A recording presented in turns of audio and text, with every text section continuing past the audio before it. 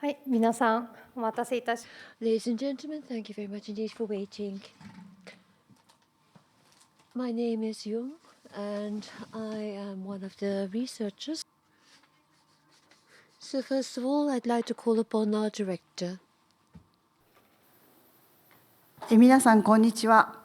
日曜日お集まりいただ Good afternoon, ladies and gentlemen. Thank you very much for joining us today on a weekend, on a Sunday.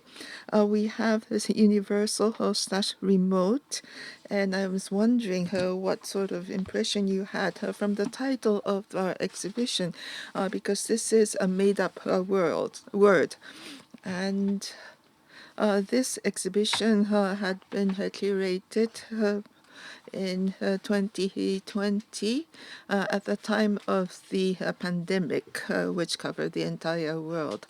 So we were in the midst of that pandemic as we planned for this event. That means that in the last 3 years, it was not possible for us to go overseas to conduct any research, or none of the overseas artists could visit us here. So we had to communicate remotely as if we were sitting face to face with the artists. And that is how we prepared for this exhibition. Ever since I joined this museum, this is the first time that we are able to have such a work or exhibition of contemporary works of art. And we have artists who have come from abroad for the first time in Japan, and we also have some artists from Japan who are outside of this area. And so the artists that we were able to invite here were able to have, on the one hand, forecast or foresee the world beyond the pandemic. They have also had the time to analyze the world or the society as they had experienced the pandemic. Unfortunately, we are faced with all sorts of situations in the world, including the pandemic as well as wars. And so how are we to live in this world, in this society beyond this time? And the artists who are exhibiting here today will be allowing us to have a glimpse into their views as to how we would be able to survive in this world. This is going to be a relay talk event, and so I'm sure that it is going to be a long day, but I hope that you will enjoy this talk show until the very end. And now I would like to then have an explanation about the title of this exhibition. And the statement or the meaning behind the title of this exhibition to be presented to you. And for this, I will then try to do that myself. The title of this exhibition is called Engenzai or Universal Weight. And in this interconnected world, we look back at the 3 years in the pandemic, which abated so recently, but it's already fading from our collective memory day by day. Living in these globally interconnected times, it is difficult for us to perceive distance.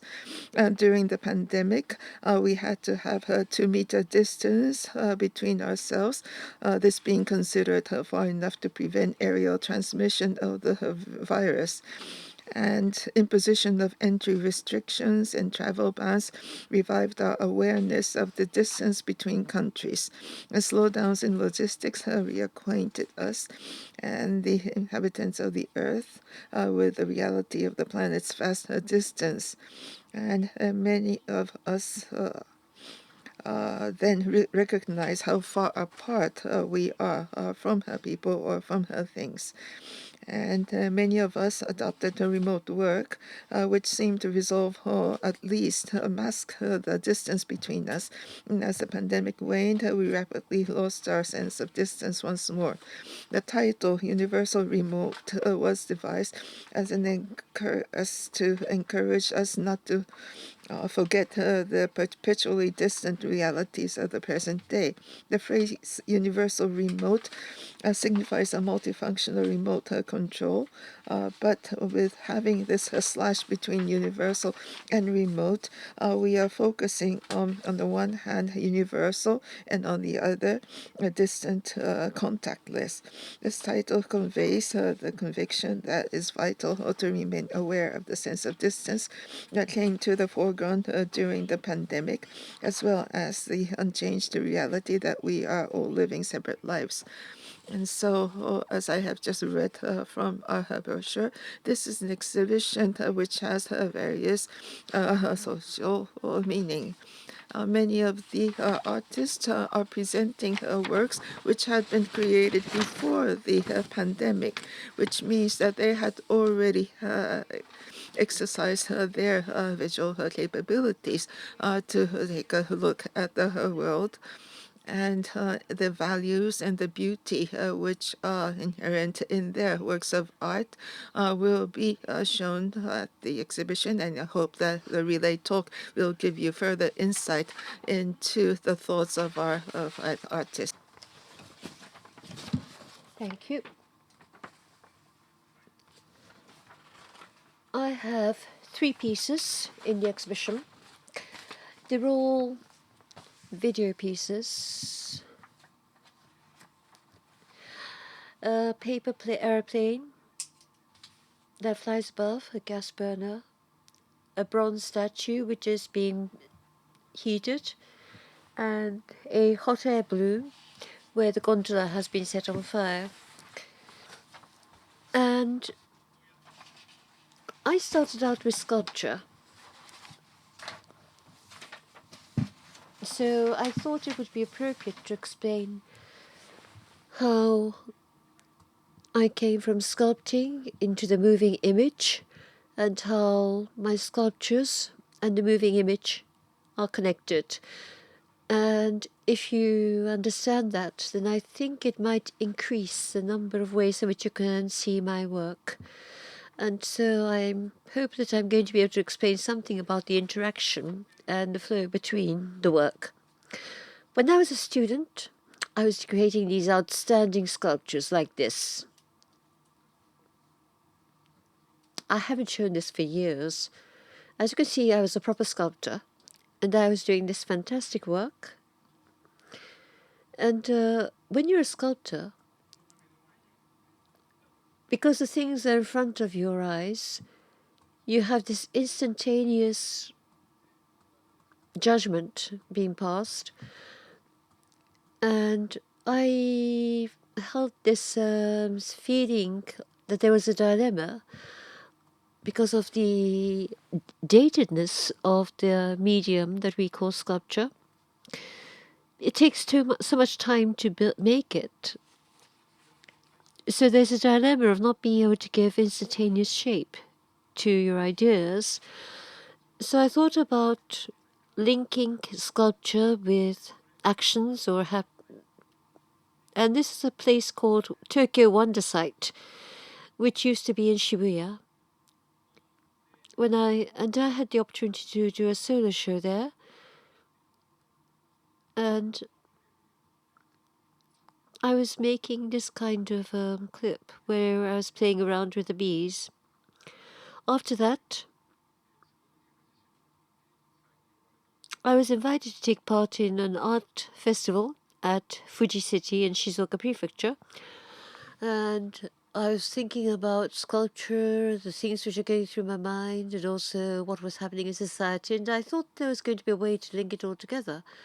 So I had this combination of performance art with sculpture, where I put paper rolls onto the wheels of a tricycle. Now, before paper is processed, you have these gigantic rolls of paper which is then sliced up into the appropriate required size, like A3 or whatever. And you end up with these tiny fragments, which are about 1 meter or so across. And when I was doing research in Fuji City, I discovered this and I thought it was something that I could use. Now, I was invited to this project. I should mention that I was born in this tiny village in Tottori Prefecture, which is about 2 kilometers each direction. And there's a major paper mill there from by Daioji, Oji Seishi. And Fuji City is also a major center for paper and pulp production. They both happen to be very well off. However, with Fuji, 2006, when the internet became accessible to the masses, has plunged into decline, so it's been shrinking and becoming smaller. So the village where I was born and bred and Fuji City are in quite marked contrast, but I thought that it was going to be a way of comparing them and also contrasting them. So the places which really prospered thanks to paper and pulp are being looked at from the perspective. Should I show the video clip? What should I do? Just the beginning then.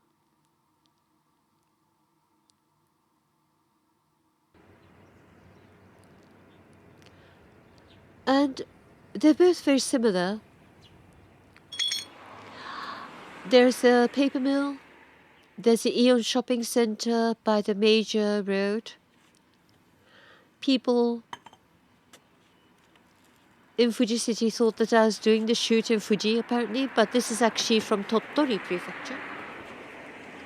The villages, the communities, the history are crisscrossing, and this paper roll is gigantic, but the more paper is laid down, the lighter it becomes, and I was able to speed ahead.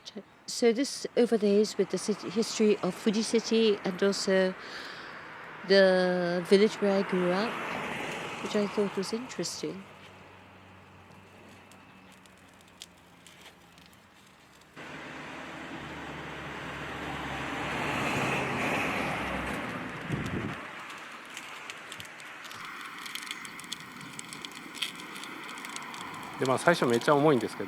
It's really heavy when you start off. But as I went on, I was able to speed up. That's Daisen, which is referred to as the Tottori equivalent of Mount Fuji.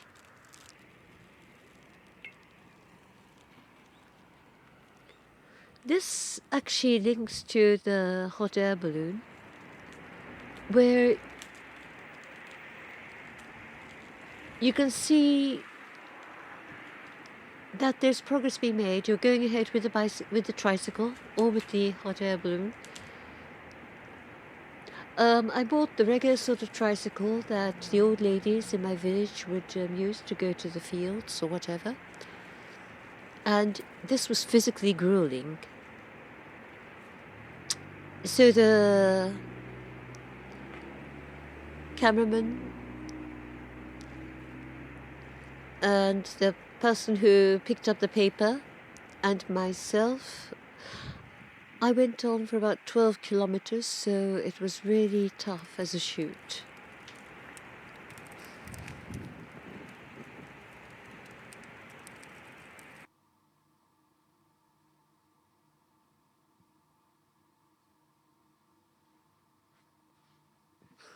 And next, that was 2016 or 17, but the year before that, around 2016, I was looking at the video work.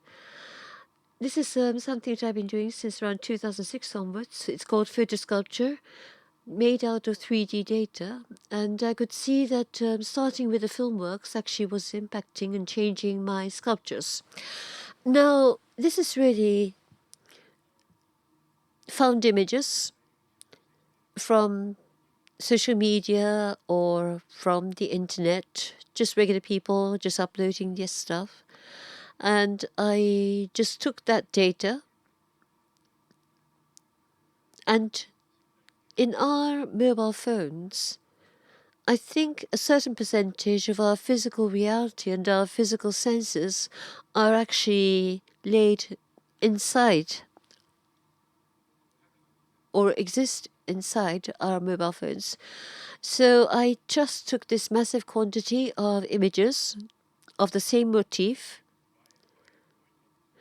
and there's this angle that Instagrammers tend to feel is the best, and the non-fail angle, because they all have very similar angles, very similar takes, and because there are more images, you have greater resolution. At the same time, you have all those spaces which are left blank because they're not included in the actual shot. This is Rodin's Gates to Hell, the Gates of Hell, rather. And the reason why I chose this is because Rosalind Krauss mentioned that it was incomplete when it was discovered, because it was discovered unassembled and the parts were all scattered around.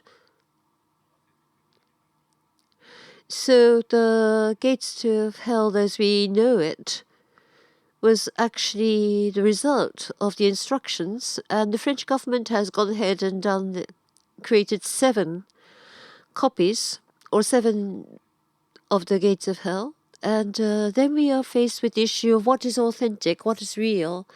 And I think that the possibility that Rodin left with this piece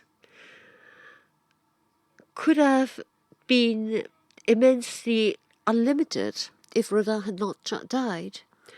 And I think I'm trying to explore that. That's just why I have this,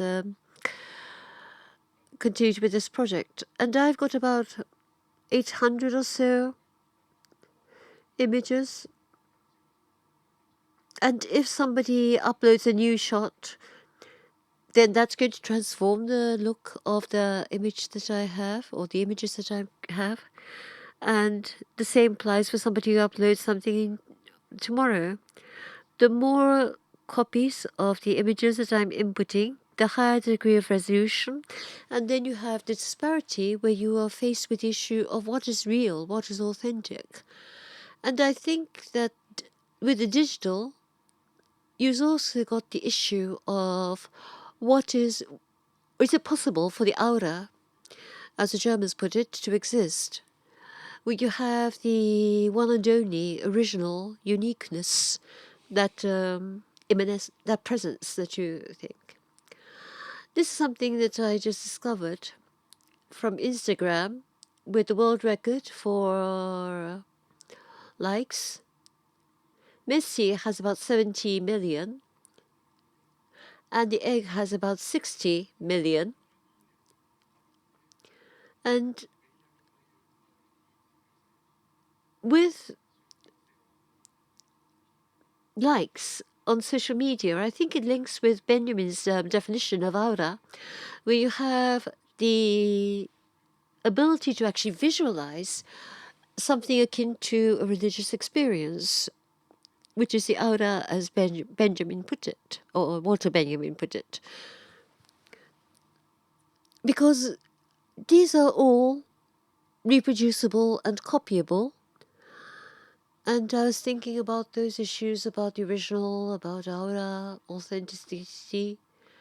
And I was reminded of Baudrillard, of a copy of a copy with no original, actually transcends contemporary and it's hyperreal. So in Japan, you have the maid kissa, or the maid cafes, where you have the maid, as a maid existed in history, and the as you have in Japanese otaku culture or the Japanese moe context. I'm also reminded of the Bushari, which is a tiny fragment of the Lord Buddha's bones, which was the object of veneration. And there are about 40,000 of these pieces all around the world. And if a good person cherishes that piece of the Buddha's bone, then apparently it multiplies. And if a bad person has that or handles that, then the bone will disappear. And I was thinking about the possibility of giving physical presence to what is on the internet. I'm still continuing with this, and the shapes will change every day, and I've got about 50 varieties. And I'm also experimenting with other types of sculpture. I've also been looking at AR, because I found exhibitions rather boring, because I had the same old tropes that I was working with, and I've been working with the posters, putting in AR elements, which you can see at the stations, or you can see them via the banners. It's basically the world glimpsed through the lens of a mobile phone or a smartphone. And there are various sizes as well.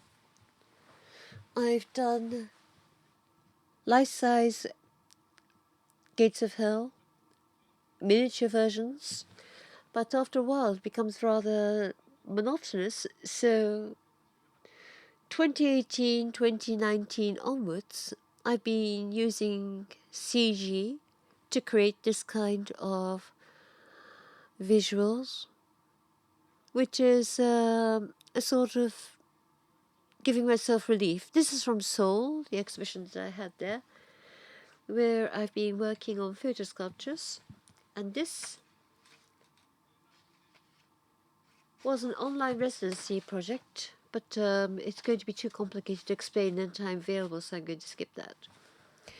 This is Tokyo Biennial 21. In 2021, the organizers asked me to do an AR piece, so I decided to think about AR.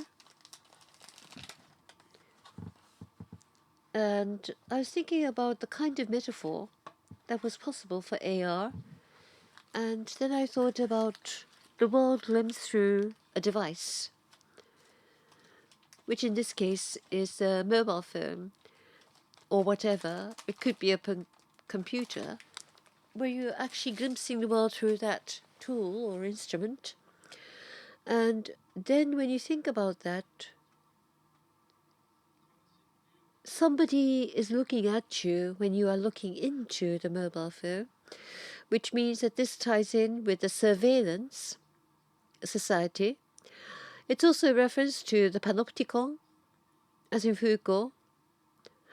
But the panopticon is different because the automated surveillance systems, where the person who is being surveilled or being observed is not aware of surveillance, is, I think, a major difference.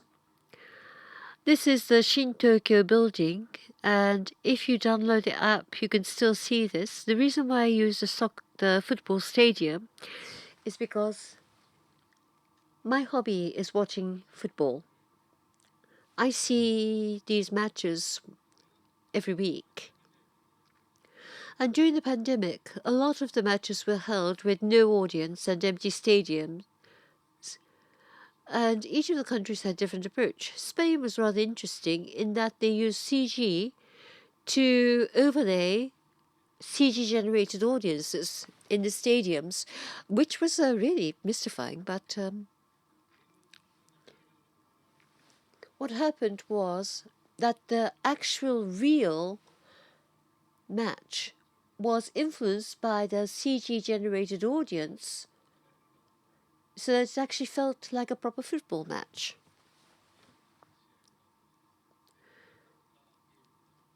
On the left, you can see the football game, the football match.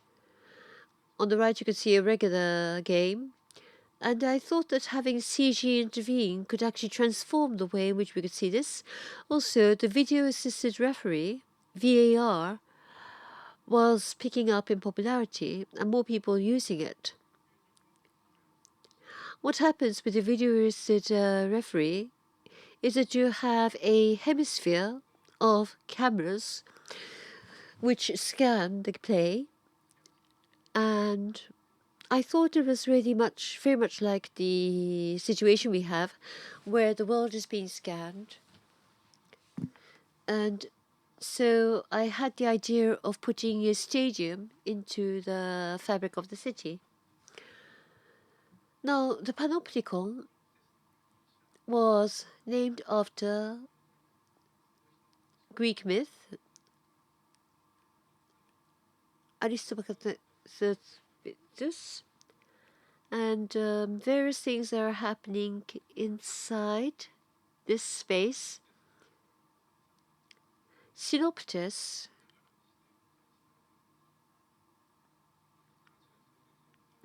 is the word that comes into play here, where you have surveillance, which is something that the person who is being observed is not aware of that surveillance. Also, Thomas Massison has proposed the concept of the synopticon, and I was thinking about combining that with the myth of Aristotle and combining that to create this piece, whereas combining all the elements from the myth and also with the synopticon. Because the characteristic of today's surveillance society is that we are being surveyed by an incredible number of multitudes. And this was coinciding with the Tokyo Olympic Games.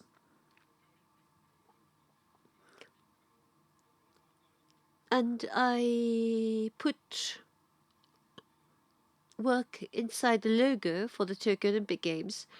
And if you can find the Tokyo Olympic Games logo, then I think you can see this AR even today. During the games themselves, you could see this all over the city. And I thought that I could actually do a sculpture out of this. And with sculpture, you have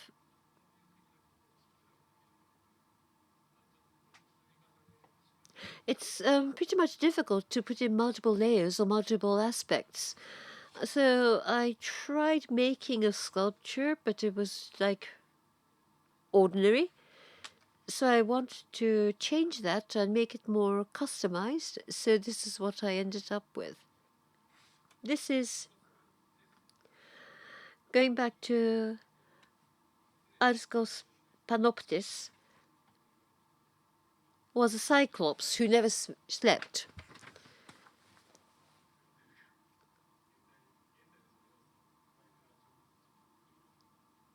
And so I put in some contemporary elements. I just wanted to show you that there's a gimmick.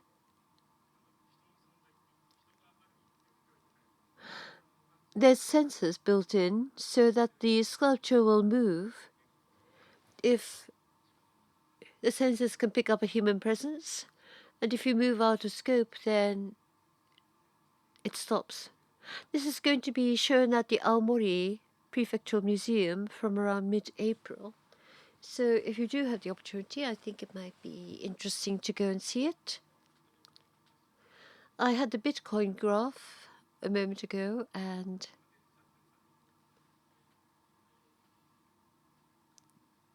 I just want to give you some explanation about what you can see in the show.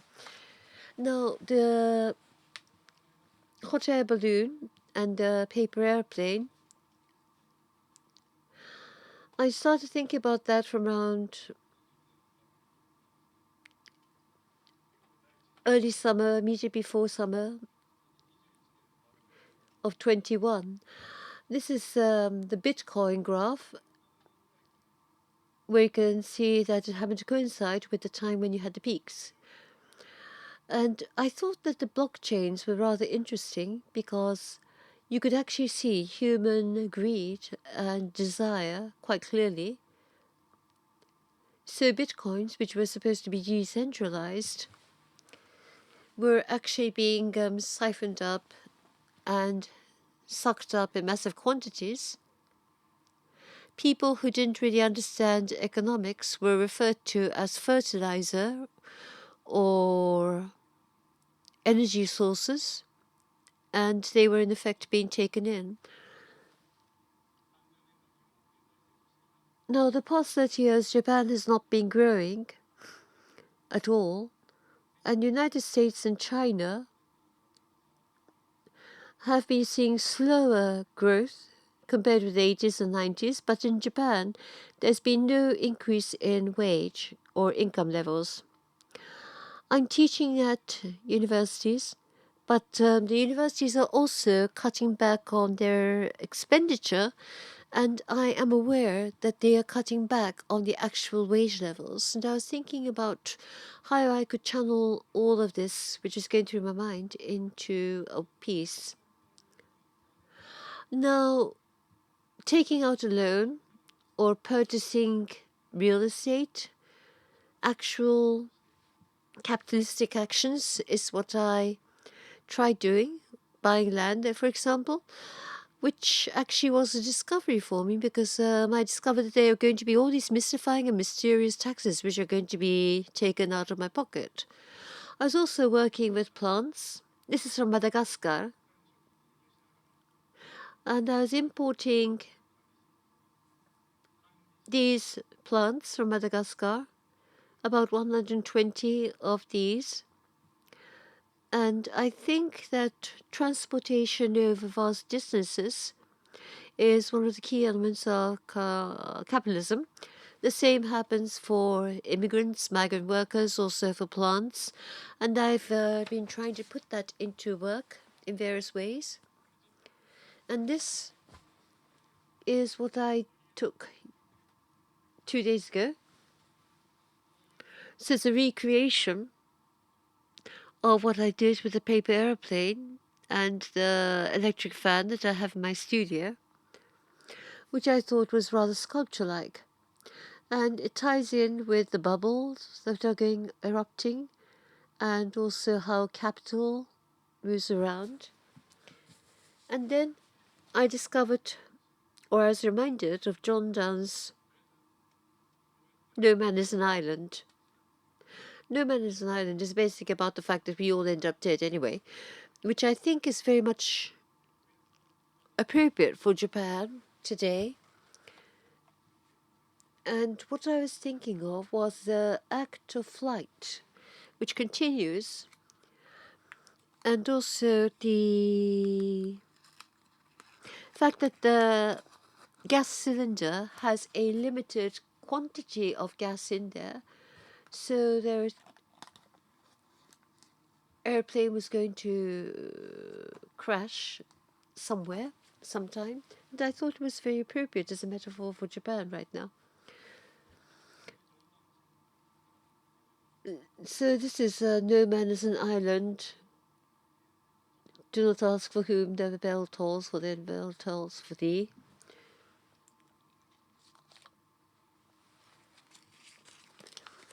It's basically about how we're all connected. And of course, it ties in with Hemingway.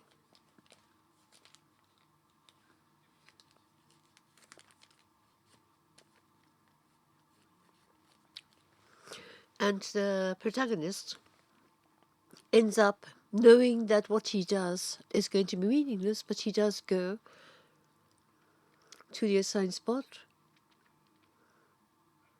So, for whom the bell tolls reminds me of the mystifying taxes that I've been charged, and where I couldn't see the purpose or the reason why I was paying all this, and who is benefiting from that. This is from a show at Aoyama Meguro, a gallery. And I have these different patterns. People would peek in, and it was rather interesting. And I'm running out of time. This is the hot air balloon.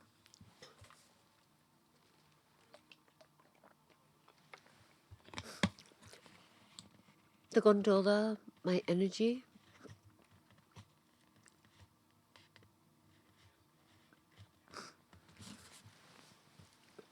Where it finally ends crashing to the ground, or down to the ground. So burning the hot air balloon, make it fly, I thought was going to be very sculptural. Also, there would be the element of criticism there. My initial concept was that it would rise for about 200 meters, and then there would be a hole burnt into it, and it would simply fall gracefully to the ground, which I thought was going to be beautiful. But if you've already seen this, you'll be aware that it simply flies off. With my photo sculptures, also the work where I've been playing around with the bees, where I was using the tricycle to lay down the paper roll, a common thread has been the element of coincidence and of something which just happens to happen, which is an element that I've always been putting into my work. However, with this, I had thought it was going to fall to the ground, but it didn't. It kept on flying. And I was reading Mark Fisher, Rick Land, and rather than imagining the end of capitalism, it was going to be easier to forecast the ending of the Earth. Because when I saw the hot air balloon flying off, I thought, this is the end for me, and I'm ruined. But it's just a regular gondola basket. I did have permission from the landowner, but the stress was immense. And I thought it was simply going to burn and come down to the ground, but was completely different from what I had imagined would happen, which I thought was also very capitalistic, because seeing it continuing to fly made me feel that I needed to create another version which was going to be able to fall to the ground. And then I was reminded of what I heard when I went to one of those workshops which takes casts of statues. Apparently, if you completely freeze or you bring down the temperature of a sculpture and you create a cast and use that as a cast, then you can get this incredibly interesting surface texture which you cannot do with a human hand. So I thought about what would happen if I kept on heating a sculpture up. And you can see that she does not collapse, which I think was very capitalistic. And I've used up my 30 minutes. Now, the factors in my work have been that I used to have this rather meta perspective, rather like the omnipresent, omnipotent narrator like God. But now I'm changing. But again, the basis of my being is from sculpture. So that's how I am aware of the world around me. I also want to bring in the element of chance and coincidence, which is how my work has ended up like this. So the work that I have in this show are very much structured around the elements of chance and of coincidence. Thank you so much. Thank you.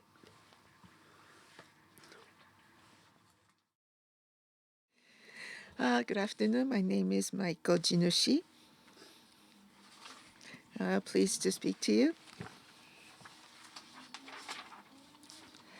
I have I am exhibiting here a work called the Distant Duet. And this is a 40-minute video which shows a whole like this. And this was from 2015 when I was engaged in a residency in Spain. And this work was completed in 2016. And this has to do with work by a poet and novelist from Chile, Roberto Bolaño. So I refer to his work in my work. Now, when I created my work, he had already passed away. And it was a kind of a dialogue that I was having with him, contrasting his text against my own text. The reason why I created this work, let me explain that briefly. In 2011, where we had the great North Japan earthquake, and we also had the explosion of the Fukushima nuclear plant. And so this had been a shocking experience to many of us in Japan, including myself. It was a huge disaster. And after the incident in 2011, we felt that the society might be going in a better direction, in the direction of reconstruction. However, from 2015 or so, we saw that there was more of a conservative trend happening in the world of politics as well as the society. And I pose a question myself as why was the society going in that direction? I was quite perplexed or confused. I was born in Japan. I grew up in Japan, and the society that I had been a part of until that time, I did not question that society. However, at that time, I felt that the society was something very mysterious to me, and something that I was not easily accessing. And so I was wondering what it is that I should be doing in that world. And it was at that time that I met with Bolaño's work of art. Bolaño, after the coup d'etat in Chile, he first went to Mexico and then went to Spain, where he died.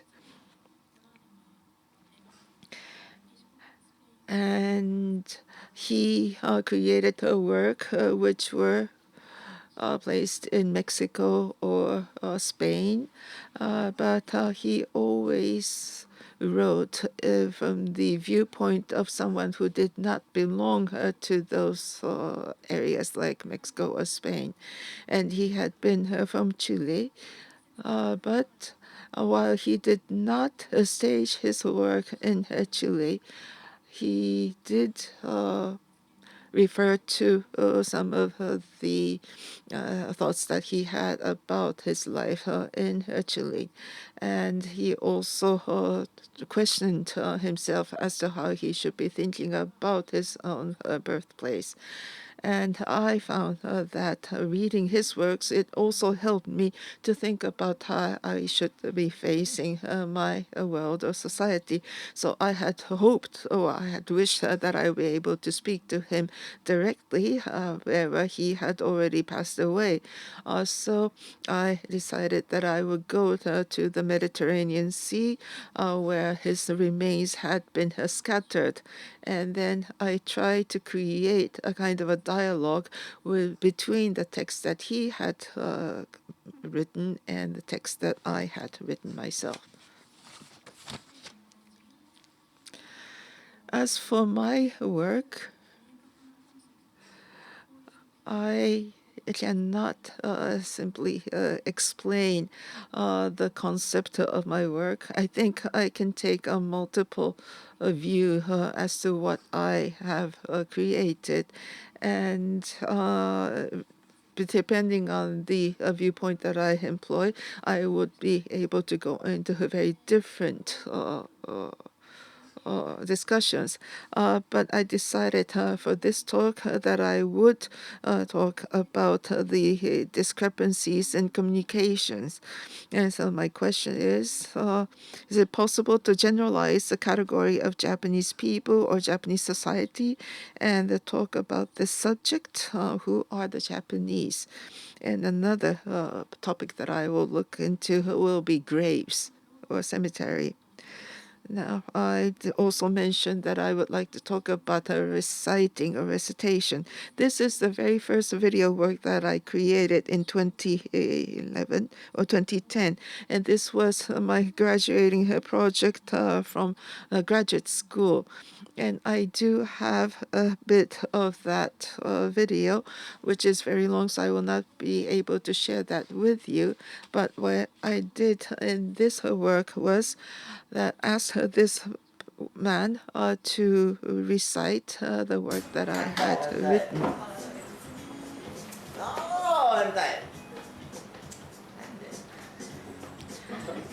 And I had been asked to take part in the performance festival. So this was created as a performance work. And this was filmed in a bar. And it's just an extraction of my work. And you can see that people are talking. There's music in the background. It's quite noisy. But in the corner, there is a student sitting in the corner. And at one point, he will start reciting after her music has subsided. So he has a piece of paper, and he starts speaking. This is where he starts his oratory. "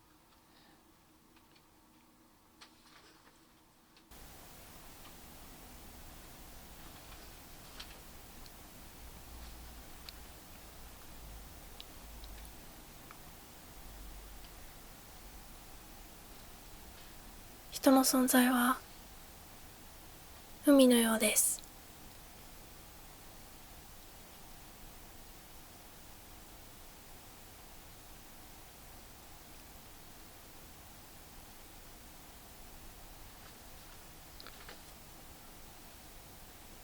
それは捉えがたいものです。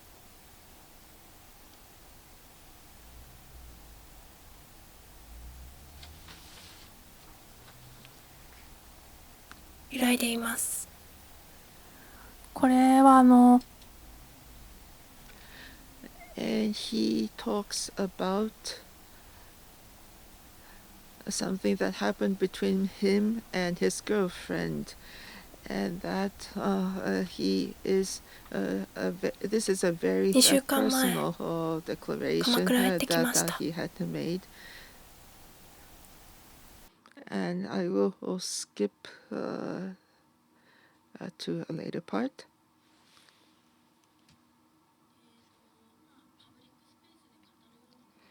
And it's not something that would be something that you would share in the public space. Now, after this had been filmed, instead of using his real voice, I applied my own voice over it. And the reason why I had to speak was that this had been my first attempt at filming a video, and I could not catch his voice in that segment. But then I decided that maybe I could apply my own voice over his voice.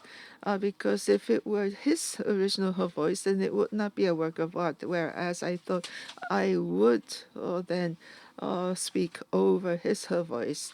And that's how I realized that I had been successful in creating a video work of art. The next one that I would like to show you is a word called the sound of the horse approaching. This is a 4-channel video installation, and I am talking with a friend who is a drummer. And each time I asked her to try to depict the sound of the horse approaching, depending on the different situations that I described to her. So this had been a live performance with audience. And this is a 4-channel video installation, and so that's why I have the 4 views here. And the reason why I asked her to imitate the approaching sound of a horse. Now, the word horse can be used as a metaphor for different ideas. The horse could be a workhorse. A horse might depict the occurrence of a war, or it may also represent men. And this had been, again, a dialogue with the drummer. And I do have an extract from that work. And this is a 6-minute segment where she talks about the war. 戦争は馬に乗って戦争してたんだよね。例えばその騎馬隊とか、あと、戦国武将とか、だからそういう馬に乗った大軍が近づいてきたときに、もちろん目で見える、目で見て馬が近づいてきた、敵が近づいてきたっていう見張りをしている人はもちろんいると思うんですけれども、それと別に馬の大群が近づいてきたらすごい音と振動がすると思うの。こうしたら地震みたいな。そういうふうに馬が近づいてくる音っていうのを捉えられないかなと思って。でそう考えたときに、最近結構世の中がきな臭くなった状態だなって私は思うんだけれども、例えば秘密保護法案っていうのが通ってしまったりとか、ウクライナとかロシアが戦争になりそうだとか、そういったことについて、菊川さんは何か意見というか感想というか思いみたいなのがありますか？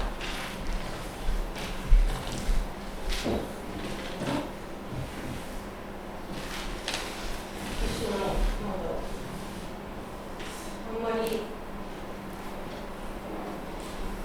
例えば積極的にニュースを見たりとか、新聞読んだりとかしなくて、家にはテレビはないんだけど、なんかそういう情報が得るとしたら、ラジオを結構つけたりとかしてて、もちろんそういうの耳に入ってはきてるんだけど、直接あまりそれをね、自分のこととしてというか、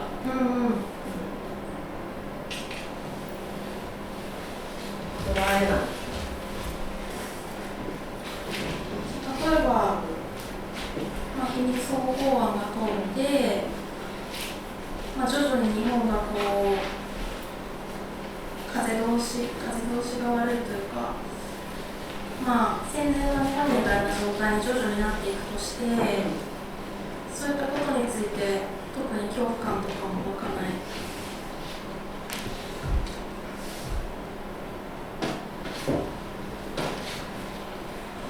そうだね。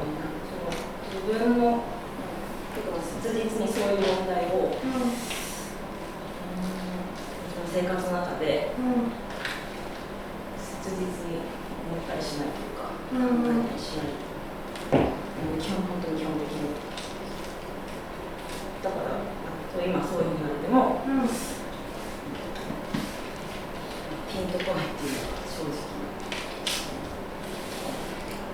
例えばどれぐらいのン主体になった味がピンとくると思う。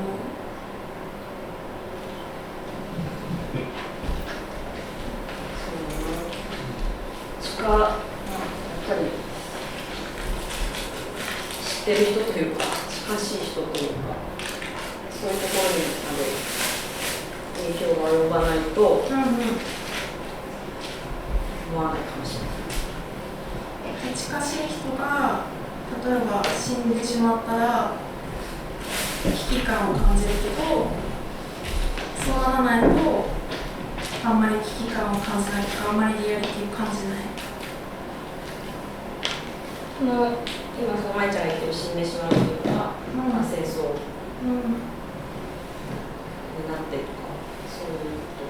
そうだね。例えばすごい大げさな話になってしまうけど、まあ例えばミサイルが撃ち込まれて。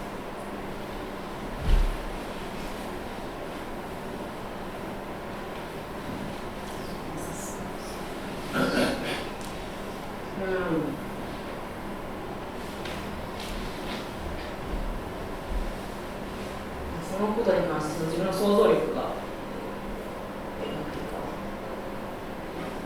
順々に追いつかないというか、ちょっとはっきり言えないところ。そっかそっか。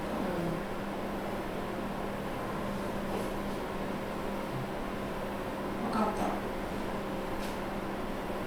じゃあちょっともう一回これまでの話を踏まえてドラムを叩いてほしいんだけれども、ちょっと長めに叩いてもらえるかな、今までより。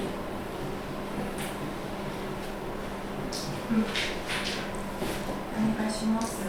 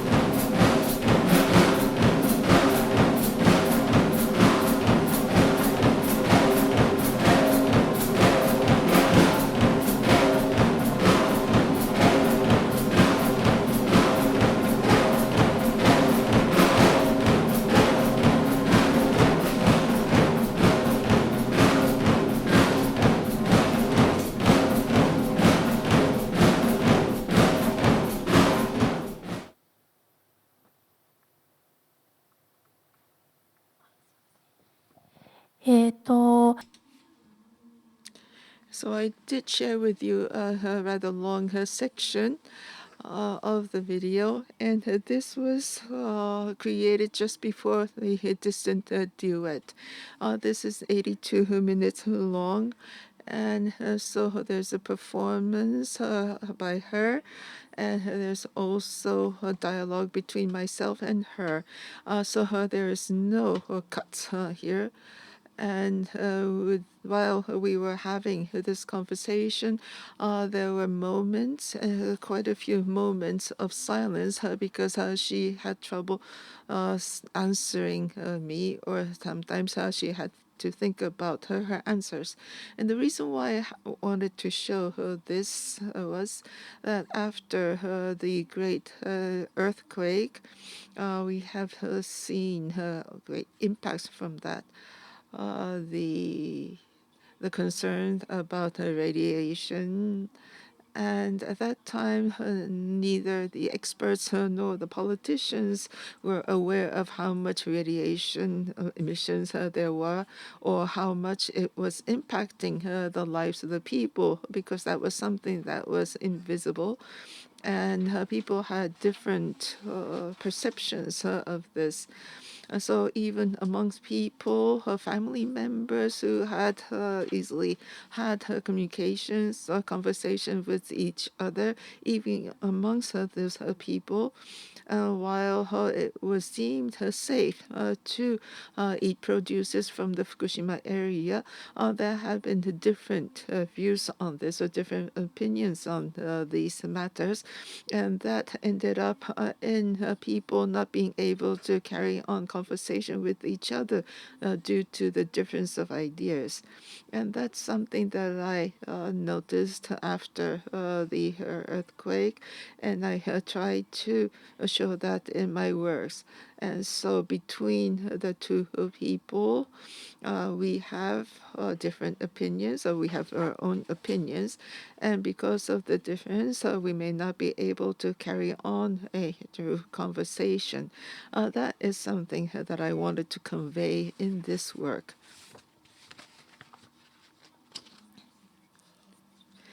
And so that was the installation that I worked on, after which I created this work. This is a single channel video, so it's not like the horse video where we have different images. But I think I was still able to represent some multiple levels of conversation within this work. And I conducted many interviews with different people. I'm not a native speaker of English, nor are the people, the interviewees, who are not native speakers of English. And I may have posed some very tough or mysterious questions where I saw that we were not able to carry on the conversation. But even if I expected that of not being able to have understanding in the dialogue, I already was aware of the fact that it's not always possible to have such conversations. Sometimes you have may not be able to agree on the subject, or you may have different views of opinions. The next work that I would like to talk to you about, and something that I noticed after having worked on the distant duet, and because you may not have seen my work yet, I will not go into details, but as I worked on the distant duet, I used an expression as a Japanese, I think this, or if I were Japanese, I would do this. And the person that I interviewed, this lady from Galicia, and I asked her, what would the people in Galicia do, or how would they think about this? At which point she answered to my question saying, well, I cannot generalize about the Spanish people. I don't think that I could do that. So she questioned me as to the fact how she could represent the Spanish people herself. And I, of course, did ask the question intentionally to see what the Spanish were thinking about. But I thought that that was quite valid, that she should ask me how she could represent the Spanish. And in the distant duet, I tried to represent my ideas as a generalized Japanese views or Japanese ideas. But after that, I realized that we as Japanese might not be all agreed in our views or opinions. And after that period, I created a work which is more of a documentary, and it consists of 5 chapters. And so I presented these videos in a form of installation. There are 5 screens. And the topic that I handled in my work was in the modern day Japan, we have people of different backgrounds, people come from different social strata, as to how they view death. And the first chapter was taken in an old cemetery in Yanaka. And it shows what happens to some of the abandoned graves. And the second one is about my own family in Fukushima, where this is my mother's family grave. And because she had been a single mother, and after her death, there will not be anyone visiting this grave after her death. And so she was wondering whether she should maintain that grave or not. And the third one was handling people or the Muslims living in Japan. And while according to the Muslim faith, they cannot be cremated, but would there be a place where they can be interned in Japan? That was the third.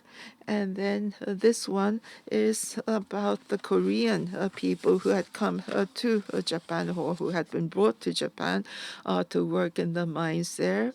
Or there had also been people who were killed in the atomic bomb attack in Nagasaki. And so some of the remains are held in a memorial in the area, and we don't know who these remains belong to. There are no names to them. And the last chapter concerns itself with my memories from my childhood about the spider lily flowers. And then after having worked on this work, and I met with an anthropologist from Korea. With this anthropologist, I created a book called Funerals and Cameras. So I invited this artist as well as several other people who took up the subject of funerals. And I also discussed the issues between minorities and majorities. And I don't have much more time remaining, but this is a 2-minute video that I would like to show you. And this is very different from the works that I had shared with you up to now. And this should be a video. Yes. And maybe we could have the soundbite now.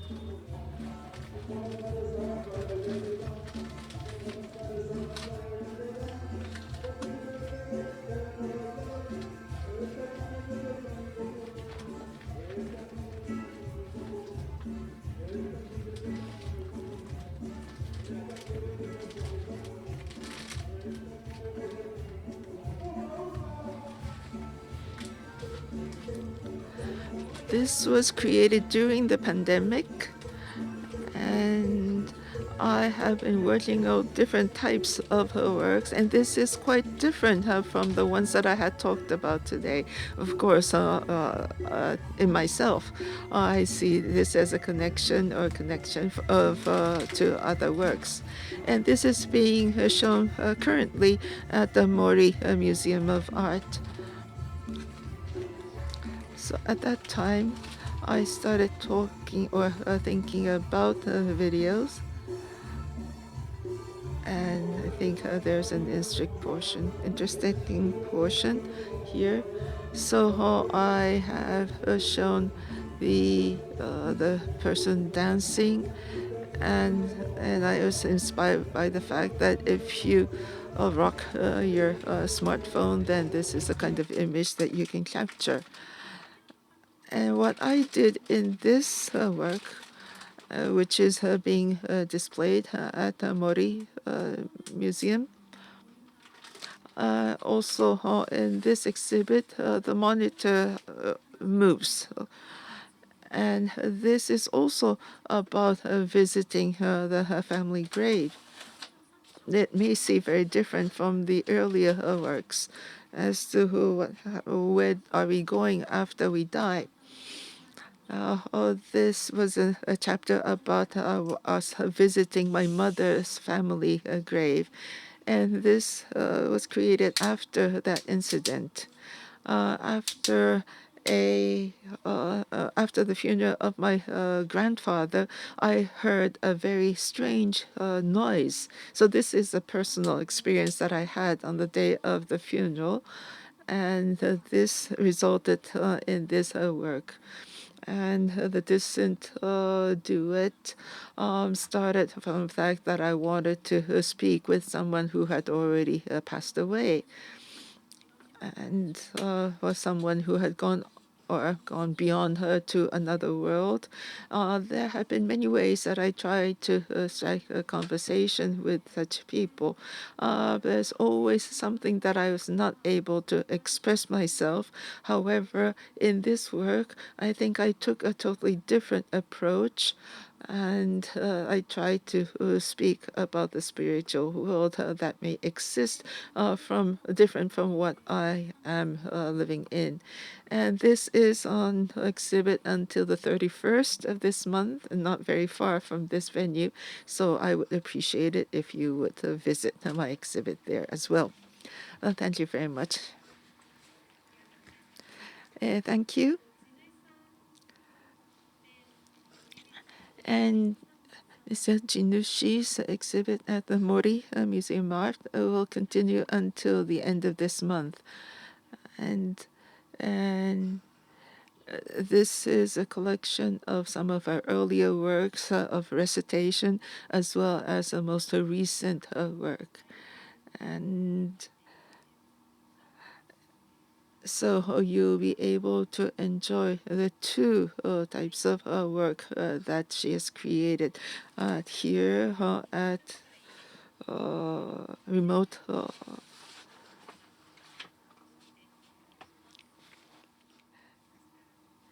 Well, if that's the case, if I may impose myself with my question.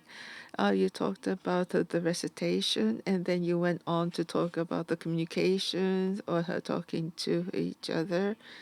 And you mentioned the difficulty of communication or conversation, or in cases where conversation could not be established. And then you started talking about the idea of Japanese, and going on to the handling of the topic of death.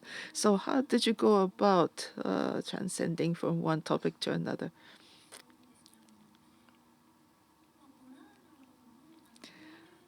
Well, with the distant duet, I realized later that this had also been a work of art which resulted in visiting a grave. And that was not in my intention when I created that. But when I talked about, or when I tried to discuss what I wanted to do right now, or when I am no longer able to speak to someone who has died, and I think that ties into the fact that I will also die someday. So it was quite natural that I came to the topic of discussing graves, or the graveyards. And considering death, there are so many things in inequality in the world. But death is something that we all will experience equally.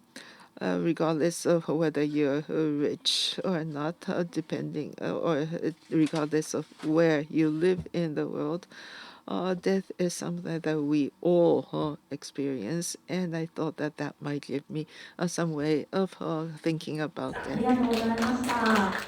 For the two artists, wonderful talks, and I would like to continue a little bit where you left right now about death. But first of all, I would like to thank you so much, Jihye Yun, for including possible relatives in your exhibition.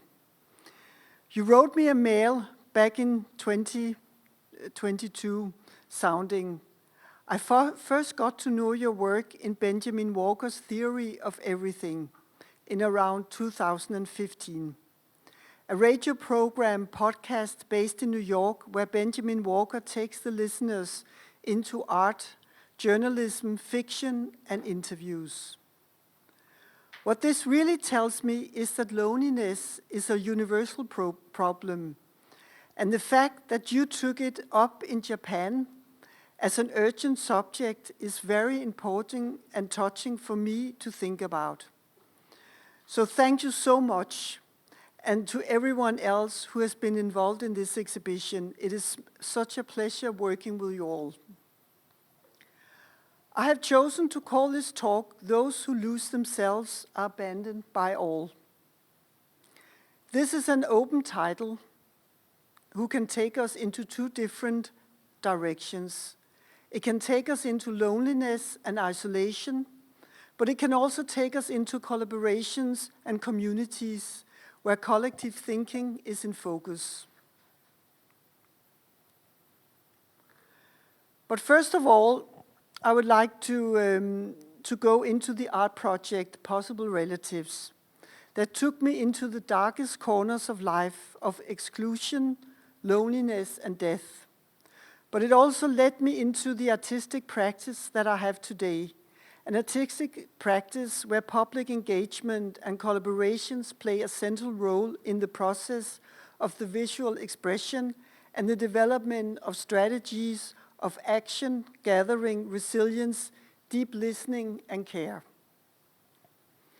I will start this talk by jumping back in time to around year 2000. At that time, I lived in an apartment building in the center of Copenhagen. And one day, in one of the other hallways, I saw that the window was opened, an ambulance came, and the police too. A couple of days later, I asked one of the neighbors living in the hallway, what actually happened here? I lived in a very social house. People knew each other. We had dinners together. But this particular apartment, I actually did not know who lived there. I had never given it a thought. It turned out that an older woman had lived in that apartment. She died not socializing with anybody. She lived there, but nobody knew anything about her. She had been lying dead for about 3 weeks to 1 month in her apartment. Nobody was missing her. This is all part of these lonely people's life, that there are nobody in their life to miss them when they have been lying dead for weeks or months and only found by the smell in the hallway or advertising magazines piling up in front of the door. In this specific case, that for me was the start of Possible Relatives, she was only found because of the smell out from the apartment out in the hallway. This experience of living in a house where somebody died without anybody knowing anything about it, not knowing the person at all, was devastating for me. What kind of society do we want? How much should we interfere in other people's life? And bottom line is maybe that each person choose for themselves. It is a very difficult balance act to respect another person's need for closing off all relations, families, friends, or neighbors. Where do we put ourselves as human beings? Should we accept or insist? Should we visit even just to knock on the door? Hey, I know you are here and I'm here too, even if the door is not being opened. An ad like this in the major newspapers is the end of a life lived. Betty Ruth Johansen, born 31st of March 1920, living in Copenhagen, dead in her home 17 October 2003. Possible relatives, please contact the caretaker in the healthcare department of Copenhagen. And this ad made the title the idea for visiting these apartments. I knew it was important to me, and therefore I assumed that it must be important to other people too. It was difficult to actually get access to these apartments. It is a private room, and after research and many phone calls with a lot of rejections, I finally met with the right person who could give me access. She was a firm head nurse in the Danish official health system and the manager of that specific department that dealt with these kind of deaths. I actually managed to call her more than 10 times before getting this meeting. Every time I was confronted with a firm no and the following sentence, "I cannot give you the permission." Until one day she got tired of me and asked me to meet her at the office. And as things often turn out, we liked each other. The firm and short way of answering me turned into an important and warm talk. Let's stop up for a second and take a look at this picture. Every time I enter a home, I look and sense, where did this person spend time before dying? The bed, the floor, the couch, and I do not touch or reorganize anything, just like a crime scene. This is what is closest to the most authentic picture of this person's life and death. A picture that freezes a moment in pulling out the drawer, but the person is not there anymore. What actually happened here? Why is this freezing of a moment so important?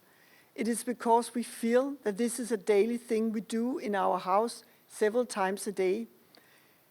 It is not something spectacular or out of the ordinary, but just an investigator or a detective. It becomes the clue to the fact that a life has been lived in this room. A choice of the pink wall, the pink carpet is an active choice. So once there was a life here, more like mine or yours, but something happened in this person's life that turned into loneliness and then a lonely death.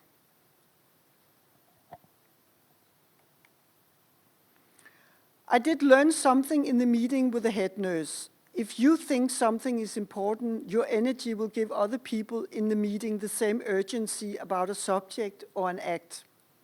She finally gave me the permission to, over a long period of time, follow the caretaker, whose job was to look inside the apartments after the corpse was removed to see if there were any signs of relatives or friends, and if not, put an ad in the major newspaper, the ad that you just saw before.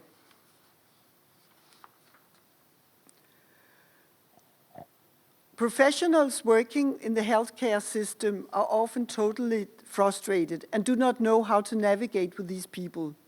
They are told that every person has an individual choice, and as long as they are not in danger for others or themselves, they should, if they choose, be left alone. We have a saying in Denmark, every person is their own fortune. I would say it a little bit different. Every person should be part of a society where we have focus on the individual's right to receive the right kind of help. As long as we ignore this, a lonely death will never become part of the political agenda. We have been looking at a couple of the rooms from possible relatives, and something is comparable between these rooms. The picture speaks their own language. They show great variety. Neat homes with beautiful paintings, furniture, and rugs, contrasted with ruin, chaos, and signs of desperation. There is perhaps one common thing. The pictures on the walls depict landscapes or objects. There are no people to be seen, no photographs. I have chosen to quote a bit from the text in the book Possible Relatives. Jihye Klein, he was an Hungarian-Swedish microbiological and public intellectual, professor of tumor biology at the Karolinska Institute in Stockholm. Can death occur from purely psychological causes? I believe so. We have all heard of, and some have even experienced, cases where a husband or wife dies after many years of marriage and the surviving partner dies within a few days. Voodoo death and its counterpart among Australian Aborigines or certain African tribes where even young people die after being condemned to death by, in their eye, a powerful witch doctor, is well documented. If the dying person is completely convinced of the unbreakable power of the curse, they die. Even a respirator cannot save the person's life. The breathing fails. The autopsy shows no signs of pathology. What is it that he actually says here? Can long-lasting loneliness, the restriction of disappearance of all human contacts, particularly in the big cities, have basically similar effect as the witch doctor's sentence? We are all social humans, social animals, not in the absolute sense, or ants' sense of bees or ants, where a single individual cannot survive without the collective, but nonetheless something similar.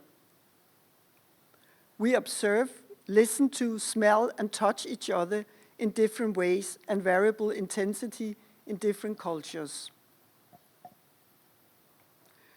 The cells can only survive if they receive a positive signal from nearby cells or via the blood. Only then can they turn off their inbuilt suicide program. Without positive survival signals, the cell activates a chain reaction that leads to the breakdown of its own DNA. This is known as programmed cell death. So yes, we can die of loneliness, lack of social contacts, and actually, for me, it was important when I made the book Possible Relatives that the text became a scientific one that talks about cells and DNA. So what is it that we see in this photograph?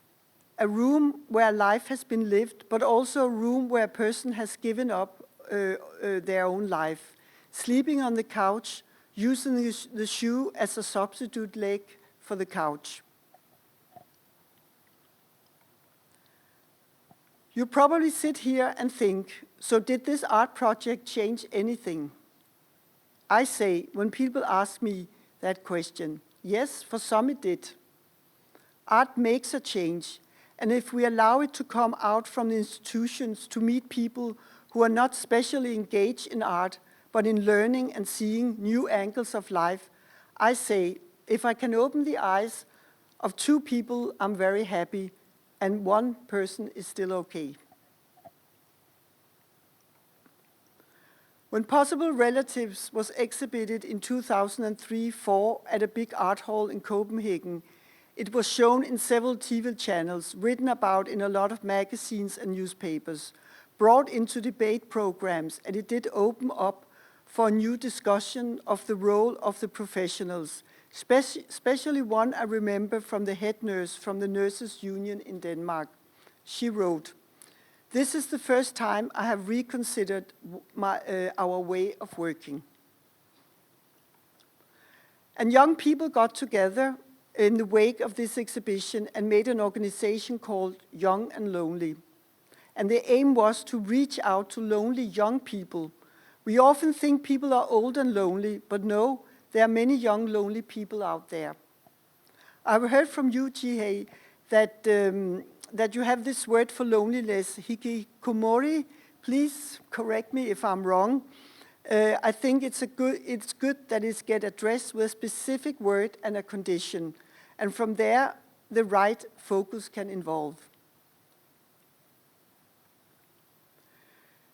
It was difficult to really close Possible Relatives. Somehow, I became, in many people's eyes, a specialist in loneliness. It was an interesting role, but I was far from that. I found a personal story and made it universal because that is what I can do as an artist. But I also developed an urge to work directly with people and create communities and change. I will, for the rest of this talk, take you into some of these projects and my artistic practice today.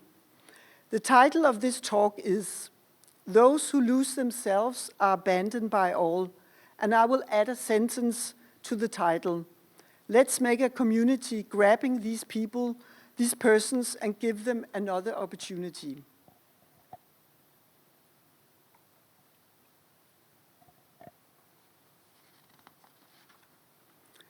In 2019, I wrote a book called Collaborations, Dialogue and Trust, together with a professor at the university in Greenland, about my 9 years of working in Greenland in a project called Siunisak, meaning the future. It is the name of an art-based psychosocial project with young people initiated in Kalaallit Greenland in 2015. I have been responsible for the artistic practice in this project.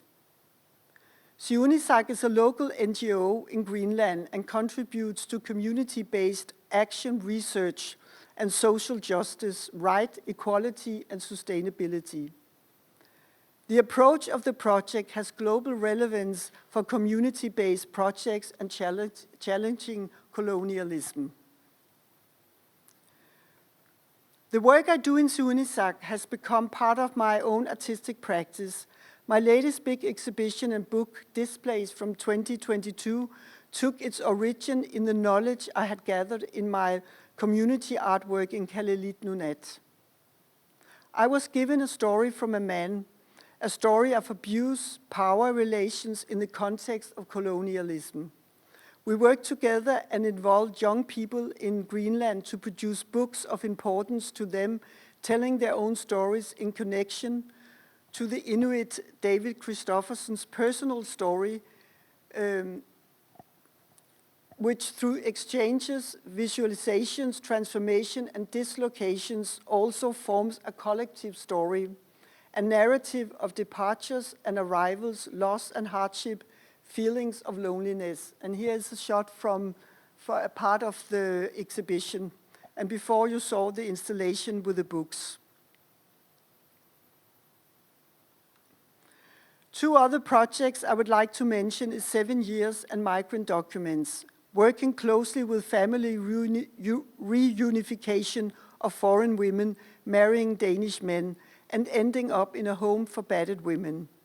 Trying in this project to make their situation visible in the Danish society and actually changing their possibilities for staying in Denmark on a refugee visa. Migrant Document was a close collaboration with migrant workers from Africa having no rights in Denmark and the organizations helping them with food and a place to stay.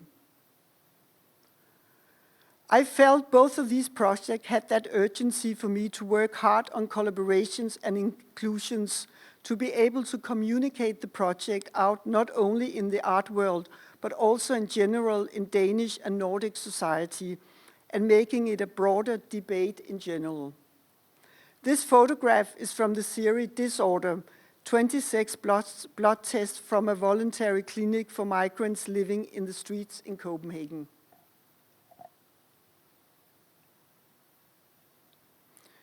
In 2017, I made a book called Isolation. The project had traces back to possible relatives. The book was made in close collaboration with a prison chamberlain and existed of 32 photographs of handwritten notes that a prison guard posts on the door for the cell each time a prisoner has terminated the isolation. The notes are records of any marks or damages to the sparsely furnished cells, which will result in fines. Thus, the registration are part of the punitive system, with the fines adding to the prisoner's punishment. One note, like you see here, for example, says, scratches under the window, black mark by intercom cable, writing under the cable, scratches on the windowsill, new TV, lights okay. The focus is on the small detail, is present here, like the detail in many of my other projects. And I decided afterwards to take the project further, actually meeting with the inmates in the prison and starting the collaborative project. Go sit in your cell, and the cell will teach you everything. About visibility, giving a voice to those muted by society, aiming at breaking down the mental walls of society in high security prisons in Nordic countries. Me and the prison chamberlain have collaborated with the inmates through the last couple of years. Inmates have taken pictures and written text, not about the prison, not about who they are in the opinion of others, not about what they have done or not done, but instead, how does it affect you physically and mentally to be locked up, to be hidden away?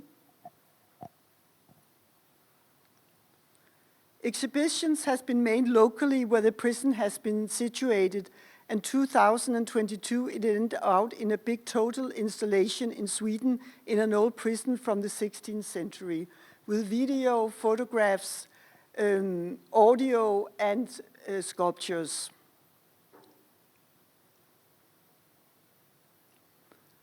My time is running out pretty soon, but I have touched a few of my collaborative art projects. But before ending, I would like to share my current project with you. In the past, we made history. It's made in a collaboration with Danish refugees and my partner Ken Klisch, a visual artist as well. It is a project I'm very excited about, and I hope, as well as possible relatives, it will start a discussion and reflection wider than the art world. In the past, we made history is an investigation and construction of a new archive with photo, video, 3D animations, objects and flowers, dust and earth that focuses on memory strategies and how they affect people whose experiences and knowledge are rejected and excluded from public memory and history.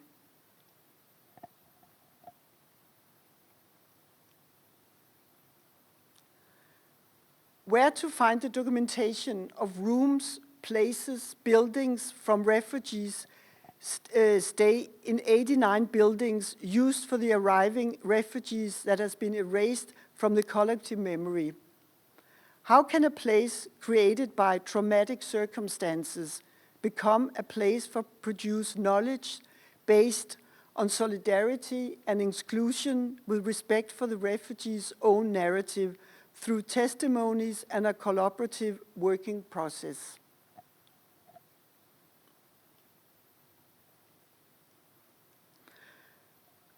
I will thank you so much for listening to this talk, but I will end up saying one thing, that I hope that you never forget that any human contact that you have during the day could give another person will to live on its life and save another person's life, for sure.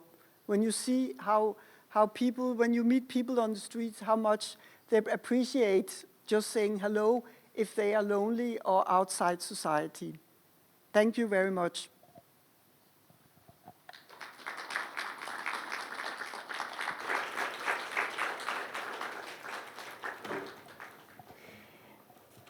ありがとうございました。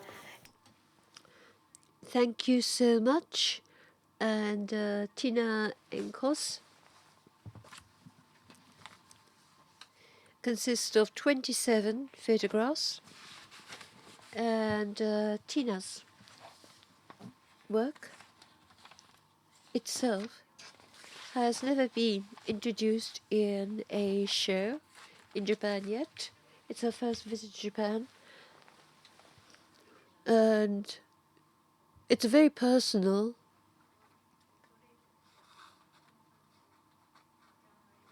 look at the rooms of people who had died alone. It's a very journalistic and also a very tender series, and I think that this is a series which has some serious insight.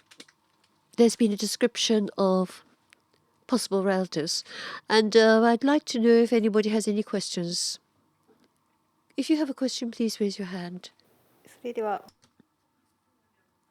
So, if I may, I'd like to ask a question. ティナさんいつもこの作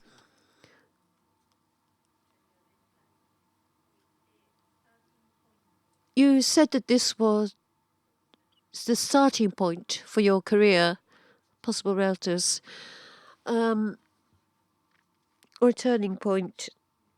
it's a very personal realm, and could you help us to understand more about why this was so important for your career and for your practice, and the changes that occurred because of it?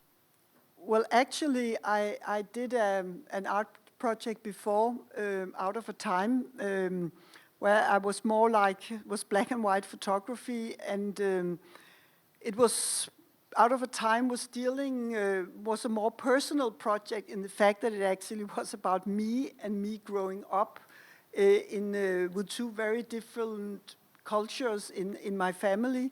So that was a very personal project, but I could also, when I had done that project, I felt, okay, now I've done what is important for me now to do.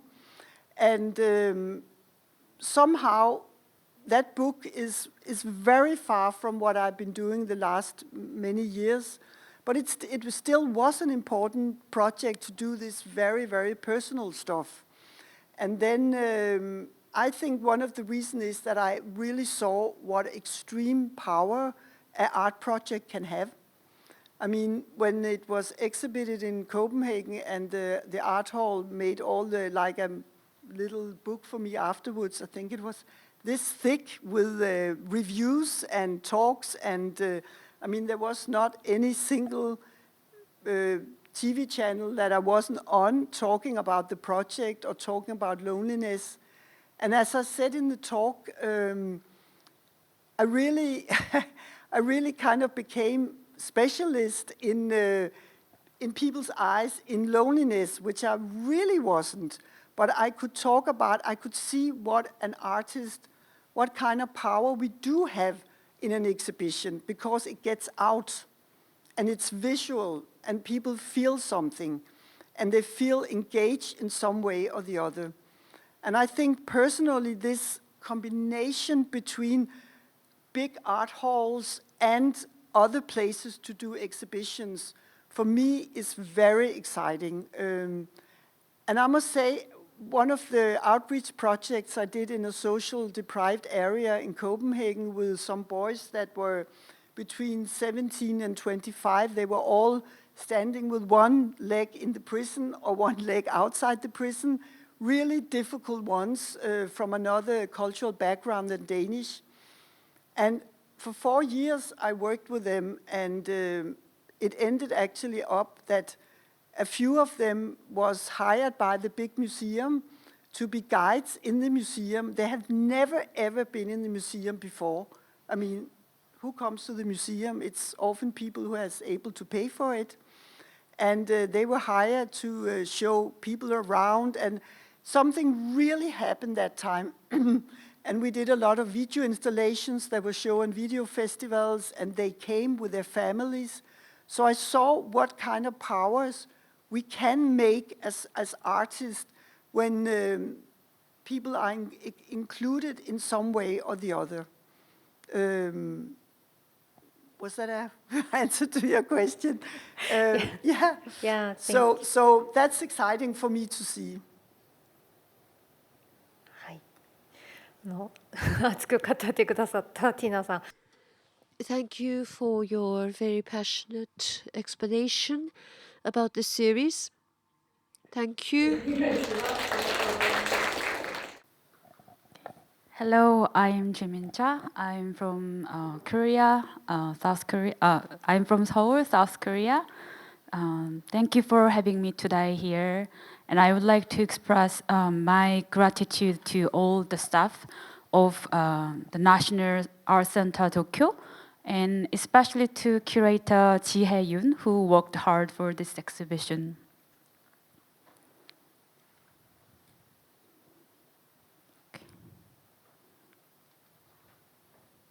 Okay. Chroma Key and Labyrinth was produced in 2013 and was first presented about 10 years ago. I think there have been some changes in the meaning of specific object throughout the years, especially the pandemic. For example, airplanes were viewed as a channel of contagion, or cargo planes that should be controlled rather than enjoyable travel. Likewise, the cables in this video have taken on a different meaning. They were not mere intricate lines or structures that obscure the sky in the alleys of Seoul. Cables have become the only crucial medium that connects and communicates with one another during the pandemic. These changes in the circumstances seem to have made it possible to read the content of this work differently. In addition, this work contains several contexts of the community and group. There are many ways for the audiences to read this work, but I would like to share the process of the research and the structure of the work. In this exhibition, only video work is installed, but in today's presentation, I would like to introduce a little bit of the handbook I published before this work. At the time, as a video recorder, I was working many part-time jobs with the skill of filming and editing. A newly formed labeler union in Seoul suggests me recording the labor site for a survey reported to the National Assembly. Of course, a friend of mine were an activist who working for the union, so I participated in this work. By the time I finished this job, and I had become a little closer to the cable labelers, and I was able to connect them personally to hear about their life.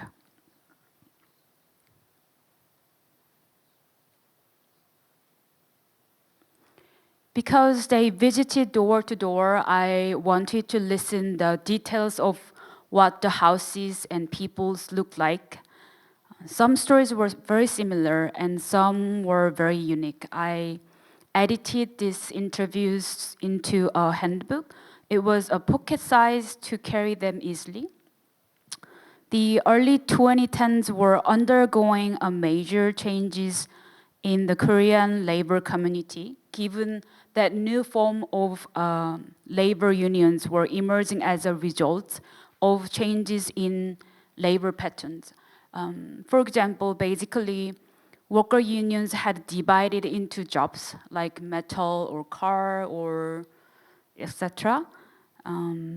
However, since then, most of the laborers were subcontracted into small businesses.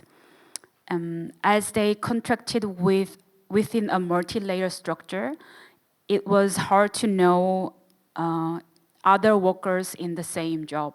Even if there was unfair treatment, collective action was also impossible.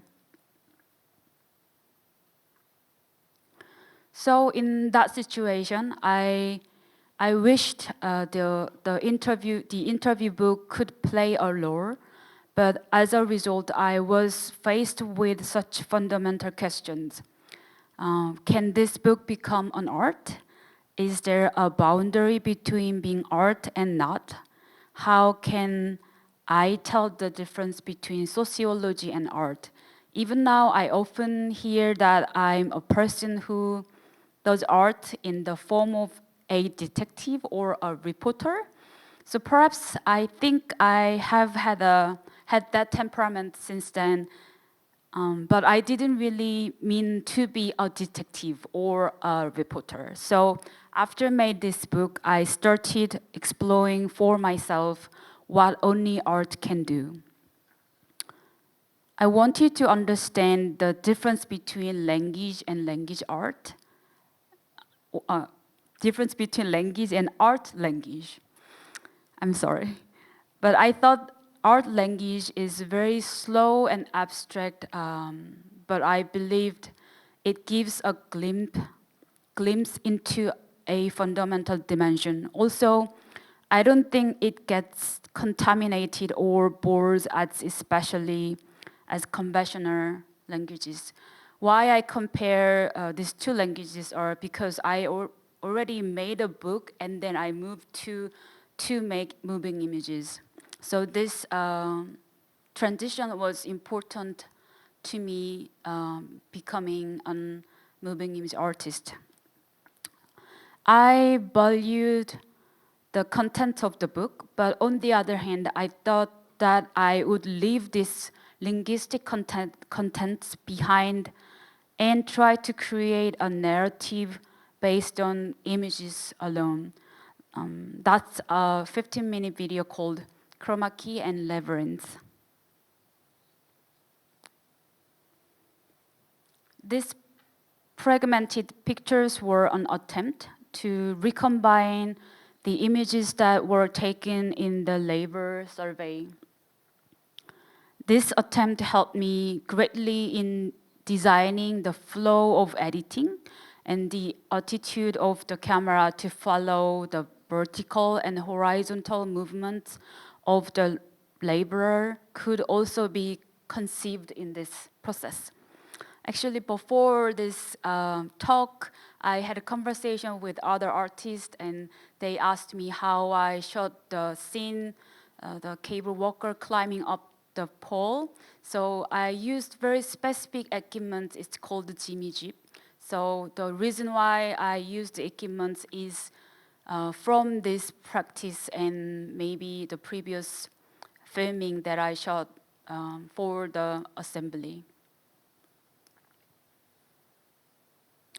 The idea of the hand moving constantly in time and space where the background has disappeared and the context has disappeared had also been embodied through this drawing process.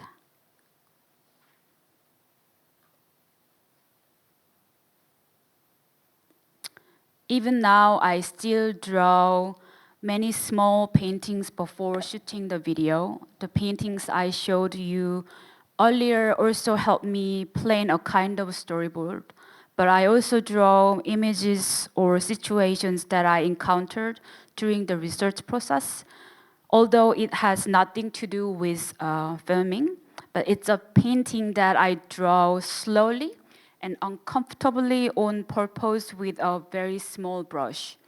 This provides me with the time to prepare for film and detoxifies the fatigue of filming or working with many people.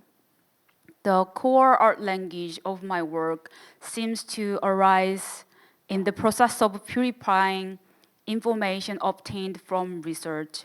So not all information obtained from research is included in the work, but is often partially exposed or separated from the work through a kind of distilling process. Even if research content is not included in the work, I try to listen to as many stories as possible. This is because learning a reality for myself and listening to other people's opinion are a very important process to me. It's a kind of self-learning. However, in this process, I try to learn by putting down what I've learned, and I think it's called unlearning. And the time to draw helps with this unlearning. I'm not sure this is right context to say unlearning, but I wanted to use this vocabulary. I released something that I get from the research. Okay. So Labyrinth and Chroma Key is a moving image work made somewhat early in the year I graduated from graduate school, and was created based on research related to capitalism in general. Since 2018, my work has dealt with the relationship between caring, health, and capitalism.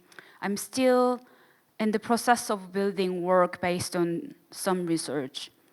So this is my recent film, namely Syndromed Still Images. I deals with the exclusiveness of knowledge of modern medical system with stories of women suffering pains without a diagnosis. Recently, I'm thinking of an essay film that observes the process of decaying or decomposing living things for my solo exhibition in Seoul in August this year. Currently, I'm studying 9 stages of decay and the way monks meditated on death in the past.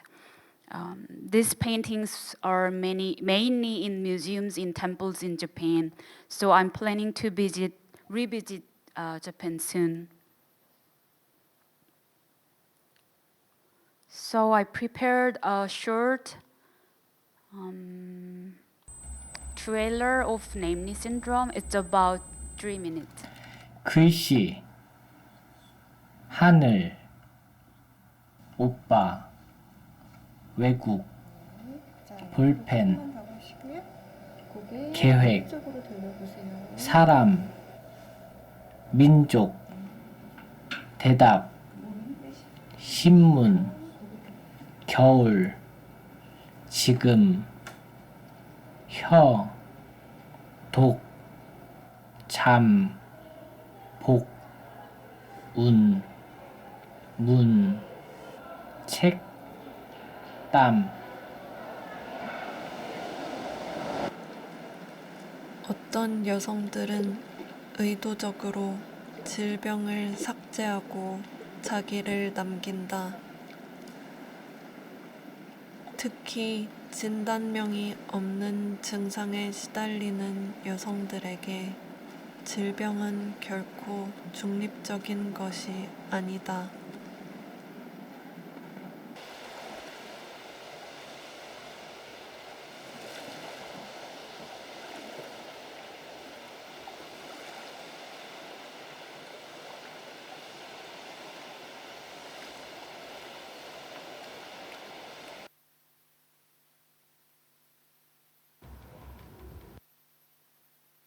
Okay, that's it for the presentation I prepared. Thank you.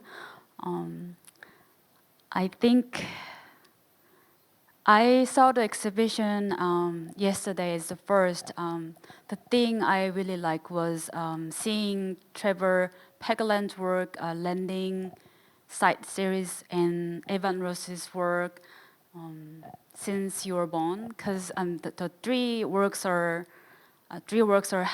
have same themes, but not the reason the themes are same. But I think the three works could have multi-layered, multi-play each other. So the thing that I liked, and I would like to share some lingering feeling from the previous artist presentation about the death and the loneliness.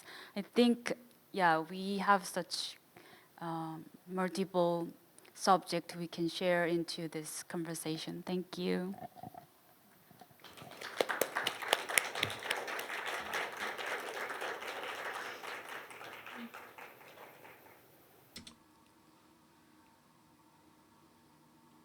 Well, I see here that we have plenty of time. In the presentation from Jeamin, she touched upon exhibit that she is planning to have in Seoul this summer. And she is going to be filming some of that in Japan. And she has mentioned the 9 stages of decay.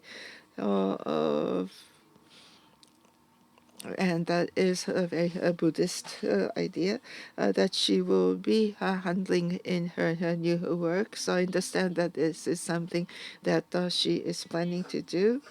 And in the recent times, she has also been following up on diseases of mostly middle-aged women whose causes for the diseases are not clear. And so she has been following that for the recent times, and she has also been interested in the 9 stages of decay. And perhaps you could tell us about why you have such interest in these middle-aged ladies, as well as the Buddhist stages of decay.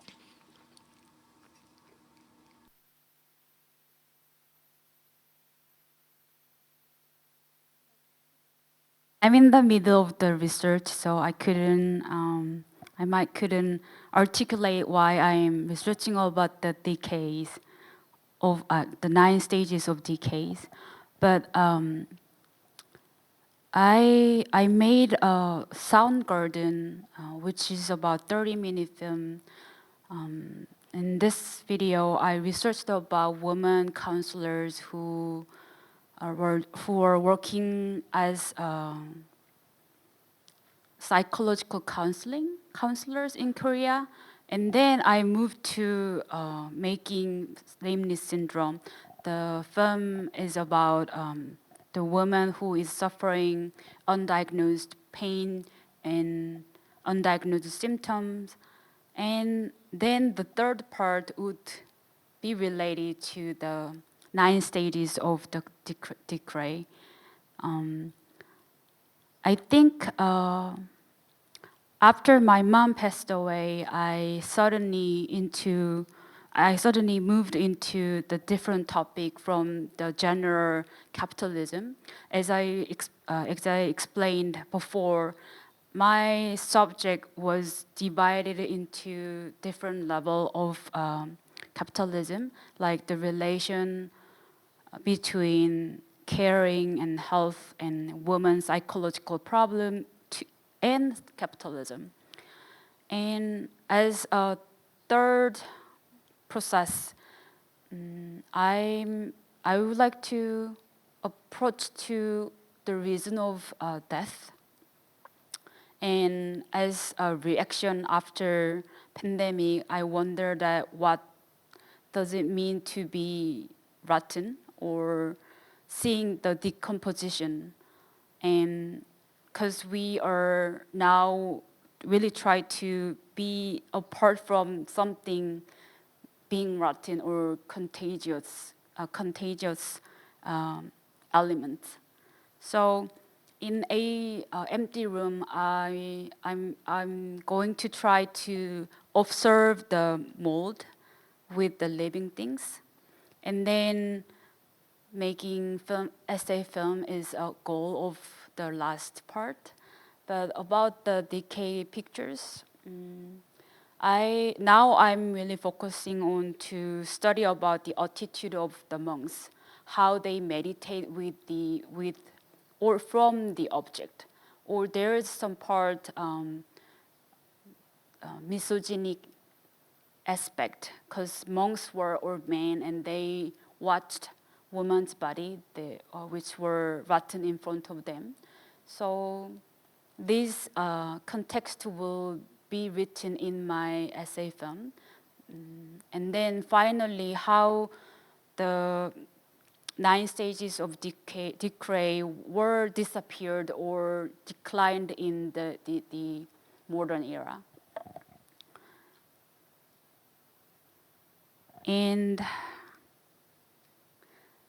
about watching and observing the mold and the living things is literally creepy, and it's disgusting.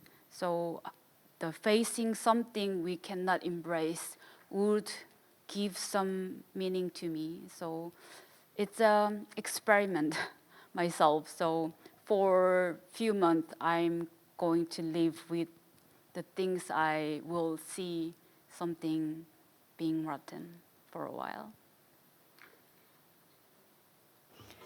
はい、ありがとうございます。腐敗というモチーフに Thank you very much. So you had then explained to us as to how you came to be interested to talk about the decay. And so if there are any questions from the floor with regard to the chroma key and her labyrinth that she's displaying here, or any other works that she has worked on, or maybe some of the other artists who would have some questions to Ms. Jeamin. Yes, let's have the microphone now. 非常に Thank you very much for a very interesting presentation. And as for this exhibition here, I understand that it was created before, or many of the artists had presented work that had been created before the pandemic. However, you mentioned in your presentation that you have a new outlook or a new view on the past work that you had done since you have lived through the pandemic. Now you have experienced the pandemic, and looking at the work that you are showing this time, is there a new facet to the work that you're exhibiting here that you can see after having experienced the pandemic? Well, there's a lot to think about after spending time in pandemic, but the most big changes to me was knowing the fact that there's, even if you try to gather as much knowledge as possible, there's always uncertainties. So that's why I think I researched a lot, but I tried to learn a lot, but sometimes I try to not just trust the things I research myself. So knowing that part that I never conquer is very important attitude in my art practice. So if I would answer about your question, I want to say that's the knowing some uncertainties or some just left some space that I never control myself. And seeing that space makes me, and even I'm interested in leaving that empty space and just watching and caring, not just using or exploiting that part we as a human being. So I would like to answer that point that I'm thinking at this moment. ありがとうございます。今 Thank you. You talked about uncertainty, and I think having listened to the many speakers today or artists today, I think there is a lot of mention of death that people have come to regard death. And I understand that your new project has to do with diseases or death. So after having experienced the pandemic, I think there's a realization in ourselves that we will all be facing death sometime, and probably much more so than we had felt before the pandemic. And I was wondering whether you all or how many the other artists also have the same view, as that the death is much closer to you after having gone through the pandemic. Well, I don't know whether this is a direct answer to your question, but I do have a question for Jamin, and so I would like to use this opportunity to ask. You conducted a book after your research, and you have conducted many interviews, and then you ask yourself whether what you're doing is art or not, or if you are doing what you could call art. And then you talked about the need for doing unlearning, that you make drawings, and that will, even if it doesn't have anything to do with the subject of your work, that you need to spend the time of drawing and also doing unlearning. And that impressed me very much, because that's something that I always am trying to do myself. So when we are thinking about death, and we cannot experience our own deaths, that means that we have to read what is written by other people, or you observe and you do research in order to understand. And when you try to put that into your artwork, and how do you put into an artwork, that's something that you cannot experience yourself, because it's going to be very difficult to do that. And perhaps you can elaborate on that as to how you would express in your art something that you cannot experience yourself. I mean, this is my personal experience after experienced my mother's death. I had a feeling, say, anger. So drawing out that feeling was pretty tough to me. So for a while, I was struggling to dealing with that emotions as an artist, I think. So meeting other women in Seoul, and because just listening some passive, active behavior helped to me release that emotion, I think. So I really tried to meet women in Seoul who have symptoms too difficult to diagnose. And I mean, for that, in that summer, I think that helped me to get out of that emotion a little bit. So listening was very important key to relieve that situation personally. And about the language things, because language enables fast and sophisticated communication, but verbal behaviors, like such as speaking and writing, can have rapid political influence. So I always thinking, why should I use art language, not the language we promised? So that's why I always want to get a very precise answer through my artwork. But that makes me so difficult to have the one perfect answer. But after experienced with some death around me, I think that makes me just embrace a little space to something I cannot understand or something I cannot control. So that part is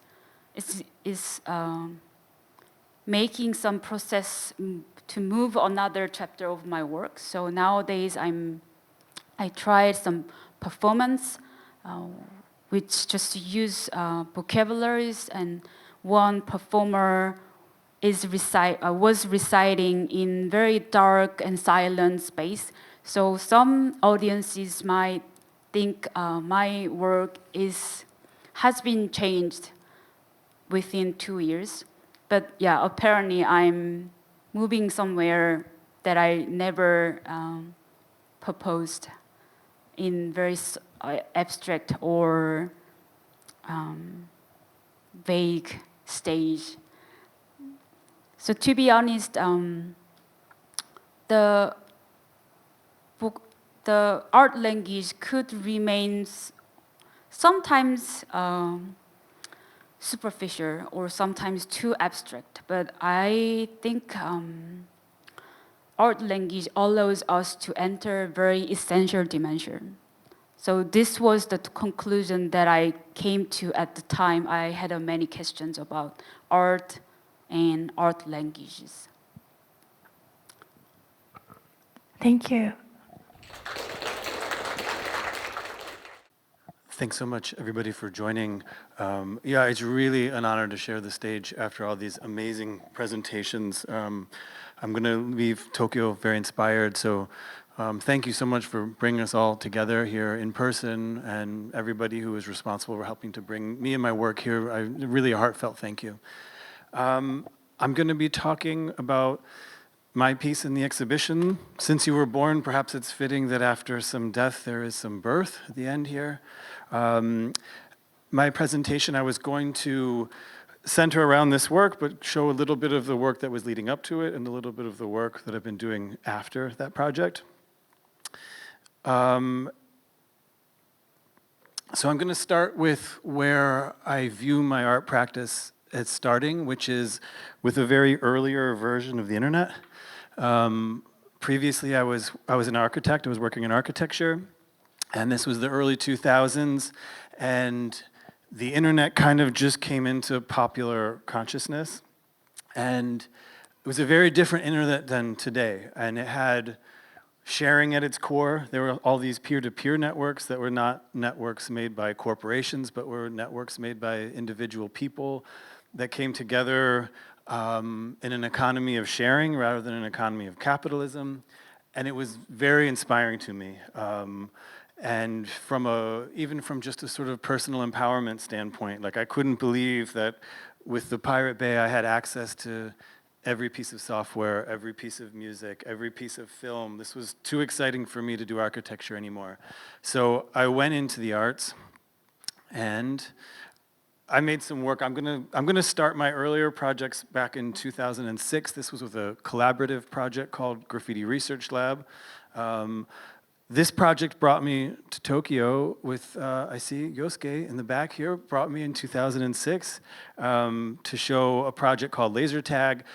Graffiti Research Lab, the basic idea of this project was that we were working with graffiti writers and we were working with activists, and we were trying to come up with existing technologies that maybe had not been misused yet in public space. So the goal was to sort of amplify the voices of individual people within the city in the face of government and in the face of advertising.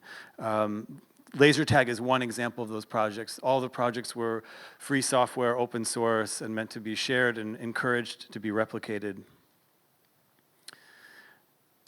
Moving a little bit further in time, this is members of the Graffiti Research Lab, along with other friends of ours, collaborated on another project. This was 2010. This is a project that also came to NACT, called the iWriter Project, which was a collaboration with Tempt One, who was a graffiti writer in Los Angeles who had ALS, which is a degenerative disease that leaves you with no movement. So he could only move his eyes, no other movement.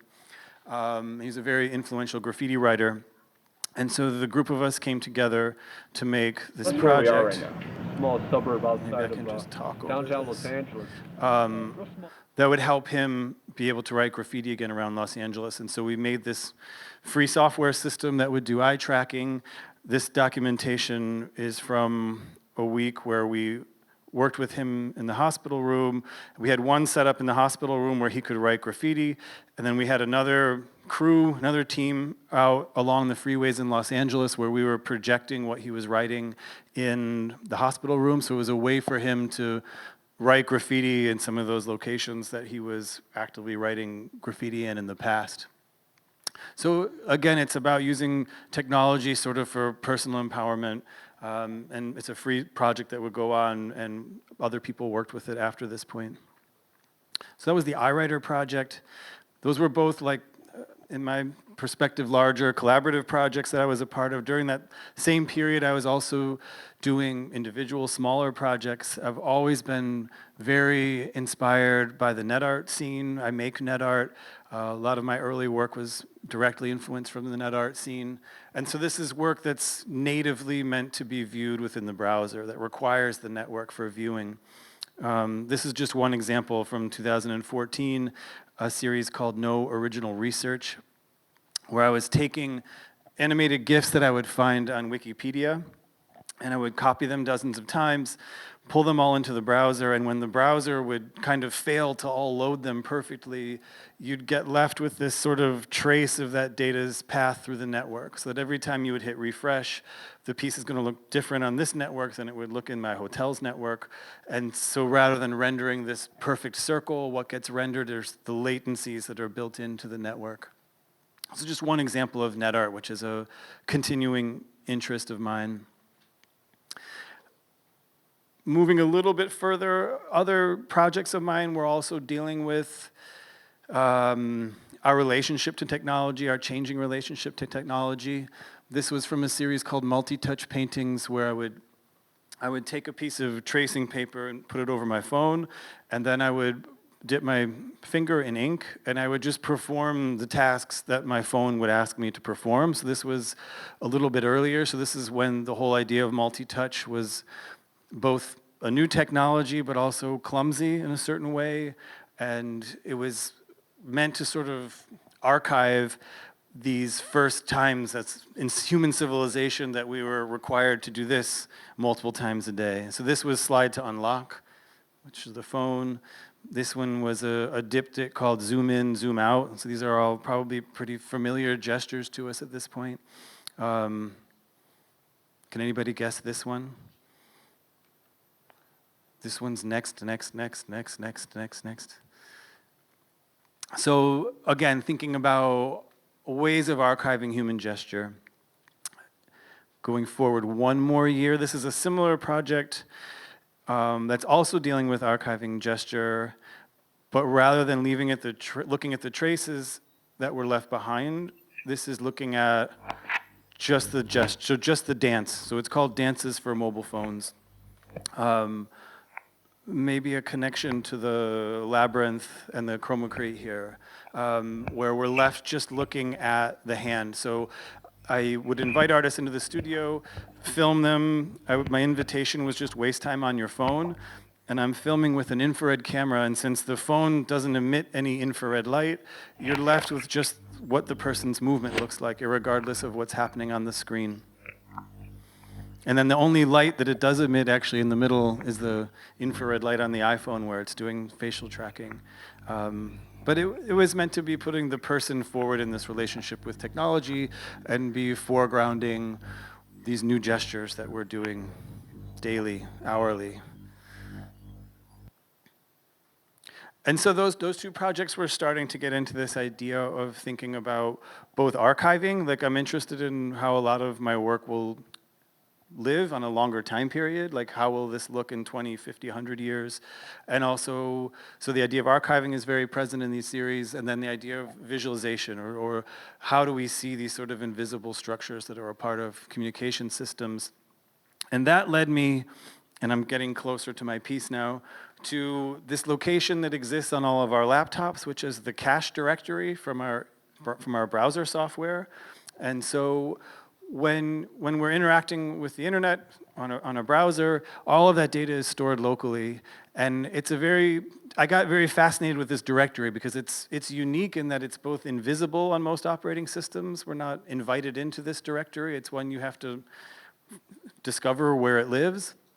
And it's also a directory that's different in that it overwrites by default. So it's constantly being overwritten. As we're looking at more content online, that directory fills up and empties, and it fills up and it empties. And so it's constantly being overwritten, which is very different than the way most of our computers interact with data. So I started inverting that relationship with data, with that directory, and I started archiving it. So I would have a script that would just start, rather than letting that data disappear, it would save it. It would zip it up once every 2 weeks, and I have this huge collection of all these zip files of every image that I see on my browser on daily practices. And I was using that as raw material for making projects. The first one was for a series that I was calling Self-Portraits. You can see the connection here to the installation since you were born. But these were just taking one of those snapshots and filling the space in the most condensed ways possible with images and just letting them spill off the wall and onto the floor. And it was playing with some related themes to the installation here, obviously, thinking about surveillance, thinking about our relationship to images, and also the idea of couching this as a self-portrait was meant to be perhaps suggesting that this is a false portrait, that we are not sort of the representation or accumulation of our browsing habits, despite what Amazon would hope. I did other series with this data. This was a series called Silhouettes, that rather than looking at the content of those images, it was looking at the more aesthetic foundation structures of the imagery on the web, looking at hierarchy and shape. So this is just the outline of those images. It's using a similar technique if you've ever seen the 19th century portraiture technique where you would cut out of black paper the profile of the face. It's sort of playing with that idea and cutting this out of black paper. So this was called Silhouettes. I made another series with cache data that shares the title with the installation here. So this is the first time I used this title, Since You Were Born, was for this book. And this was related to her. So this is my first daughter, Octavia, sporting the fancy Pirate Bay onesie, the best baby gift you can give anybody.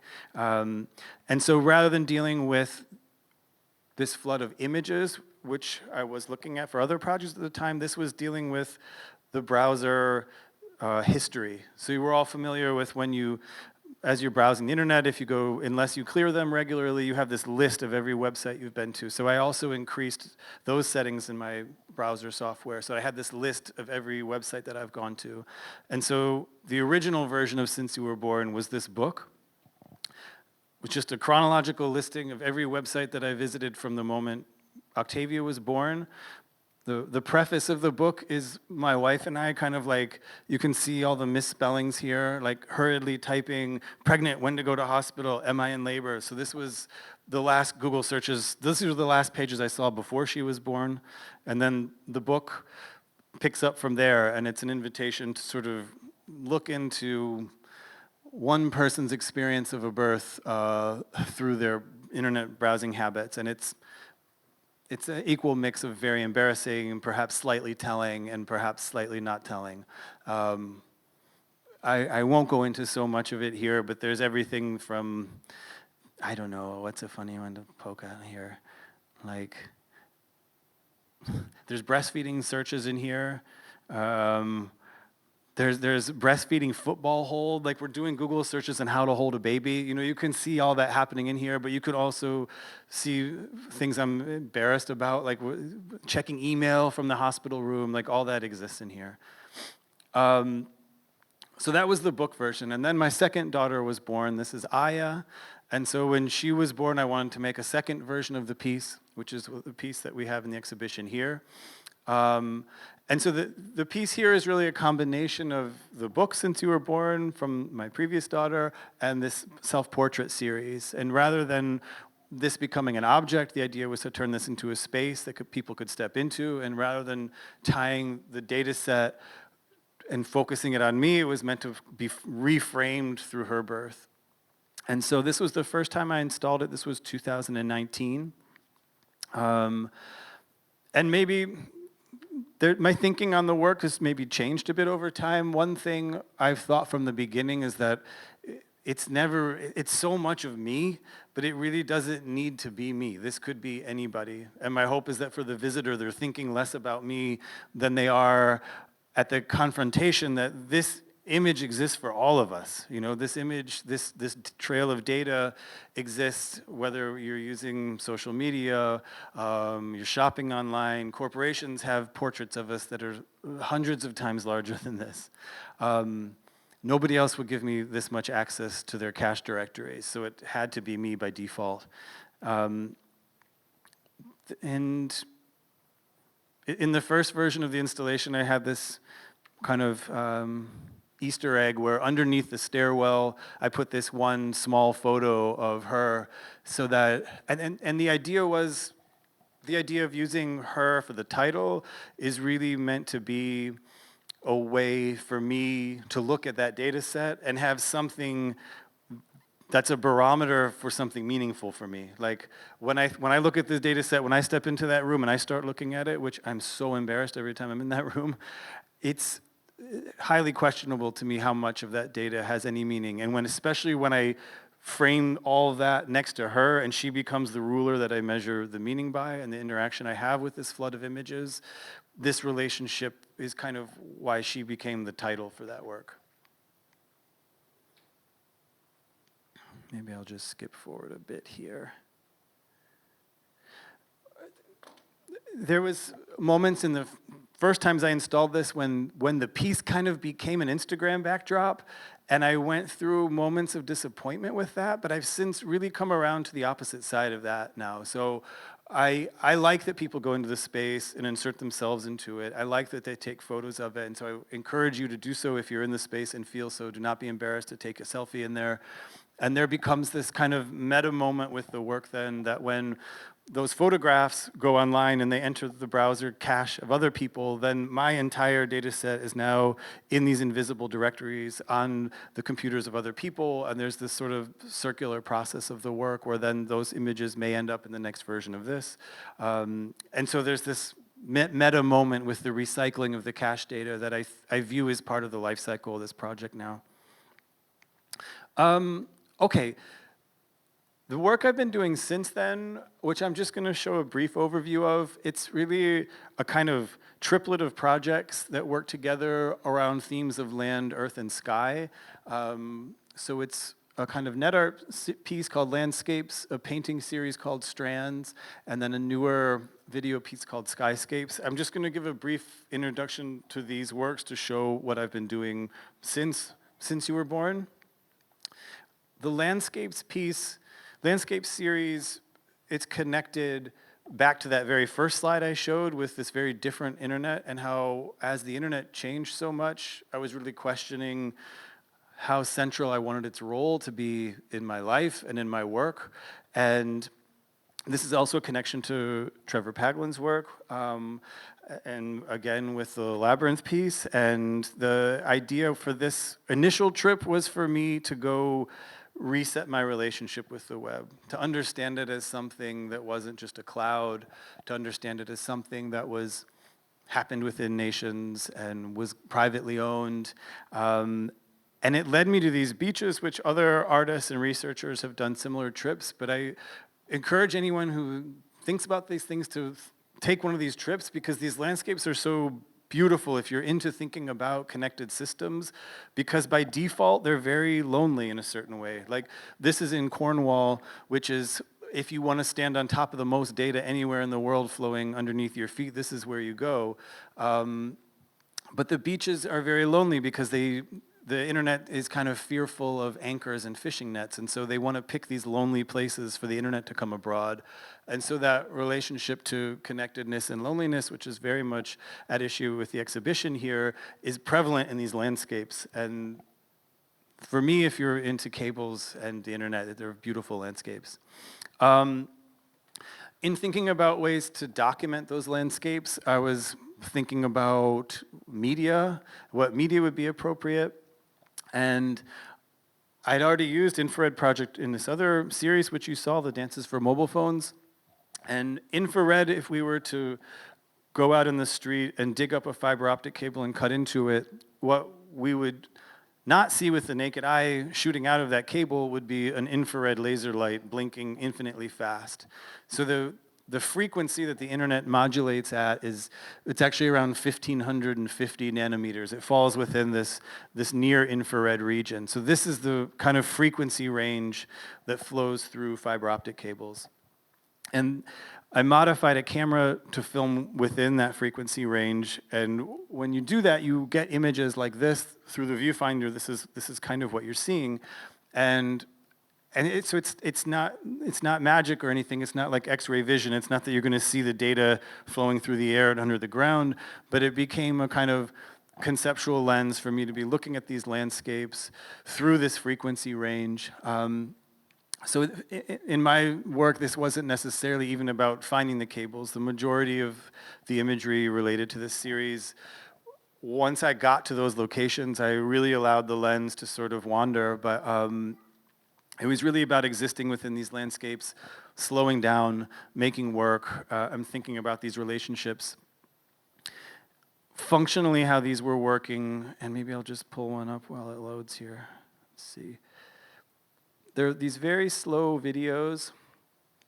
Sometimes you can't even tell they're moving. Let's see, this one's not moving yet. I'm gonna turn it down. And so when I would shoot the videos, this was in Cape Town. Those videos then I would put on servers within the same areas that I shot them. So this video would then exist on a server in Cape Town. And then as you would view the piece, the viewer would activate, physically they would activate a pathway from their laptop to that beach in Cape Town that was flowing through fiber optics. So you're kind of converting into infrared, flowing through the system, and you're really connected to those landscapes.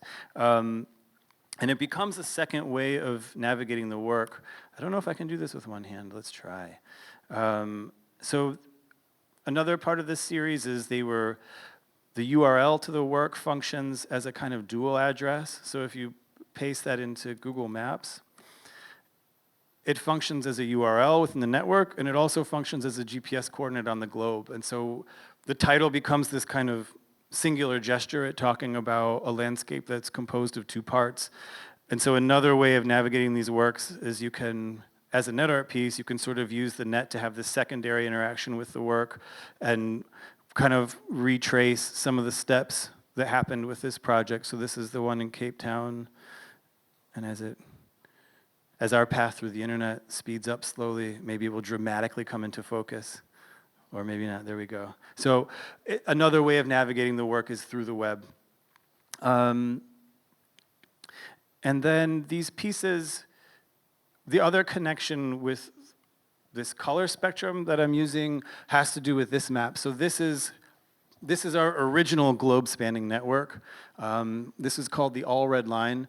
And this was a project at the height of the British colonial projects, the British Empire. This was a military advantage. So our first cable to go around the world only landed in British colonial occupied territories. And they called it the All Red Line because they would color their territories red on the map. And so the line that would connect all these territories was red. And so this is the other reference point I'm trying to make with this work has to do with the fact that this network that we are all a part of has a history. It has a colonial history. Most of the devices and systems that we're interacting with also have histories. And so the work that I'm trying to do with this series is bring that conversation a bit forward. And so when I'm installing the work, I'm also looking for ways to make connections to history, whether it's in the architecture, sort of salon-style arrangement here, or in some cases when I can work with museums to loan paintings of the same areas. And the idea being that this is meant to be not something separate from landscape-based image making, but something that's hopefully continuing this dialogue of landscape-based image making. So that's the landscape series. Yeah, I think I can do this, 10 minutes. The Strand series, it picks up on that idea of thinking about how ideology gets embedded within systems, but rather than looking at the landscape, it's looking at the earth, specifically at cartography, at mapping projections. And if you're not familiar with mapping projections, it's very simply the way you take a sphere and you flatten it. And all maps have some mapping projection, some mathematics that they're going through this process. All of them fail. One reason I love this field is because it's a known issue within mapping is that they say there's no perfect way to flatten an orange. Like there's no way you can take an orange and flatten it and not be distorting something. And so these distortions become interesting to me. Cartography in general becomes interesting to me because the idea of bias becomes so clear. Who gets the center? Who in terms of scale is emphasized or de-emphasized? Who gets the top of the map? And so to me, cartography becomes a way when we're thinking, again, about other systems. That idea, for example, of north being up, something that I took for granted and never questioned my entire life until relatively recently, come to find out, this has much more to do with history and emperors and power structures than it has to do with our position within the cosmos. And so if we can take that idea and think about, okay, what is the north-up bias of this system, or the system, the networks that we're a part of online, this is something I'm trying to think about now. And so to do this project, I made a piece of software, which I have here. It runs in a browser. It's free. Anybody can use it. It's called Worlds and Figures. I won't go into it in very much depth, but it basically has a drop-down menu of all those maps I showed earlier. So you can click through and see how different mapping projections might affect the system. And this was part of my painting process, was basically manipulating sliders. In the beginning, this was just a tool for me. It's public now, but for 3 years, it was only me using it. And so this becomes the beginning of my painting process, is using this software and thinking about distortion and thinking about bias to make paintings. Essentially, I'm exporting down here vector files that become painting masks, and I'm using a kind of old school hard edge painting technique. This is a show that just closed in Italy a couple weeks ago, just to give some examples of what these paintings look like. The human figure is incorporated. There's faces in there. This is a distortion technique. By inserting the human face, it's a cartographic technique, because our brains are more attuned to seeing how the human face is deformed than it is the continent outline. So if you look closely in some of these, you'll see the outline of my wife's face. And then the last piece, and this is what I'm working on all of these currently, but this one I'm working on most recently, has to do with a more recent addition to the software, which is this animation cycle. And another way the software works is you can, for example, there's things that we can see the fiber optic cables and see how those are deformed, but we can also turn off all these layers. And then when you drag and drop an image in there, like this one, it'll update that background with any image, so that you can be manipulating any imagery with these these old historic cartographic mathematics. And so that then when you start playing with what gets centered, who gets the top, when you start playing with the relationship of center and map, you can then create these sort of animation cycles. And so this Skyscape series is using this functionality. It's thinking a bit about this relationship between circles and squares. If you've heard the term squaring the circle, it's a term used to mean trying to solve an impossible project. And so I like this kind of archetypal relationship between circles and squares that happens in a lot of art history and a lot of architecture, and thinking about how spheres translate to planes, and sort of the impossibility of making systems devoid of biases. And then this is the other inspiration for this series. This is the sky over where I live right now in Berlin. It looks like this for like 4 to 5 months out of the year. Every day, it's very, very gray. And my seasonal depression led me to seek the sky. And so the initial pieces in this series, anytime the sky would open up in Berlin, I would go out, I would shoot photos of the sky, and then I would make these animations from them. And these are just some examples of those pieces. They're very slow. I'm really interested in slow practices. So especially in these last 3 series, like the landscapes work is very slow. I'm interested in painting partly because it's an inherently slow art practice. And the skyscapes pieces are also meant to be slow. I find slowness as an interesting way of wrestling with accelerationist tendencies that we're all forced to.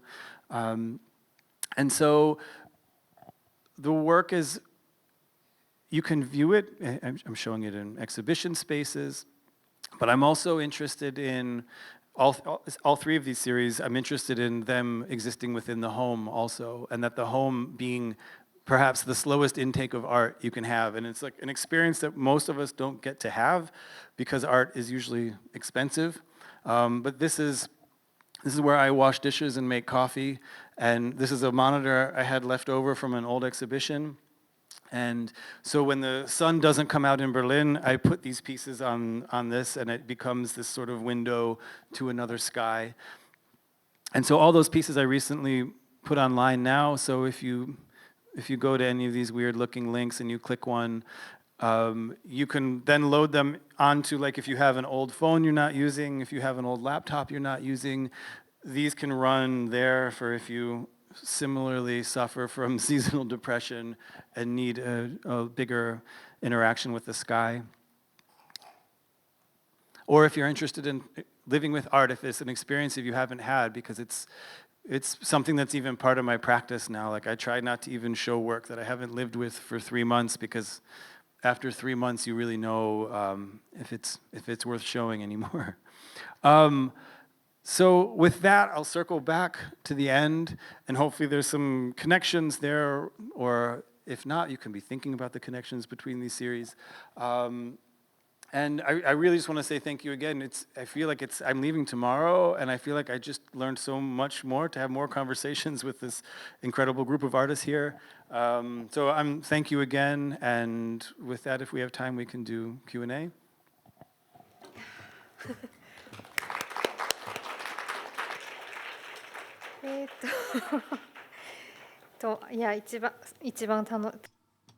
I think this was the most fun, wide-ranging perhaps, starting from the iWriter series, network, slides, smartphones, the landscape series, the cartography, and if you have an iPad, iPhone that you're not using, then you can use it as a means of enjoying Evan's work by putting that onto the wall. So we've had a tracing of the more than 10 years of his work, and because there's so much that was discussed, I'm really in a quandary about how to start my questions. But out of all the really fun, intriguing work that you've shown us, how you actually made the work, how you are actually going to be developing these projects are issues that we are interested in, of course. But I was wondering more than anything about what you find the most interesting direction right now. What is interesting you right now at this point in time? Of the art that I want to make next? Yes. I'm having this this really good problem right now where I'm really interested in making music all of a sudden, and so it's a really good problem, but it's like I've already told this story to some people, but I have a small music studio in the basement of my apartment, and then my art studio is a 20-minute commute, and I keep going down in the basement instead of going to the art studio. And my wife, who works with me and is a huge supporter of my work, sometimes she's like, "When are you going back to the art studio?" So, it's a good question. I tend to, as a rule, try to follow passion. Like when passion exists and I'm excited, I try to follow that, which I think lots of artists do. At the moment, between the music and the skyscapes is kind of where my attention is at the moment.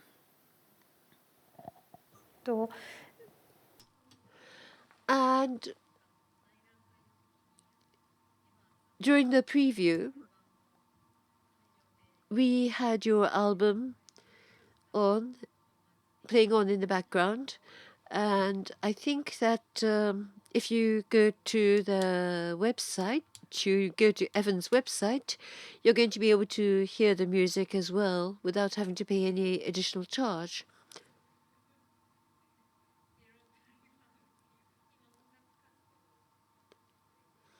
because his rotary phone is the name that he's active under, and Are You Still Watching is the title of the album. Which is what Netflix tells you when you fall asleep. Okay. When you fall asleep watching Netflix and you wake up and it's Yeah. just been running, it has this, "Are you still watching?" Yeah.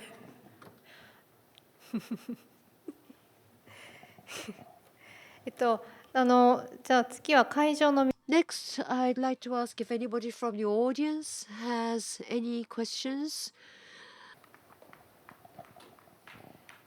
Thank you very much, Evan. Wonderful talk. And I have a question about the book in connection to the exhibition. How was the book received differently than the exhibition? Because there's a lot of things that talks together in the way you did the book that you showed in the beginning and the piece that you are showing.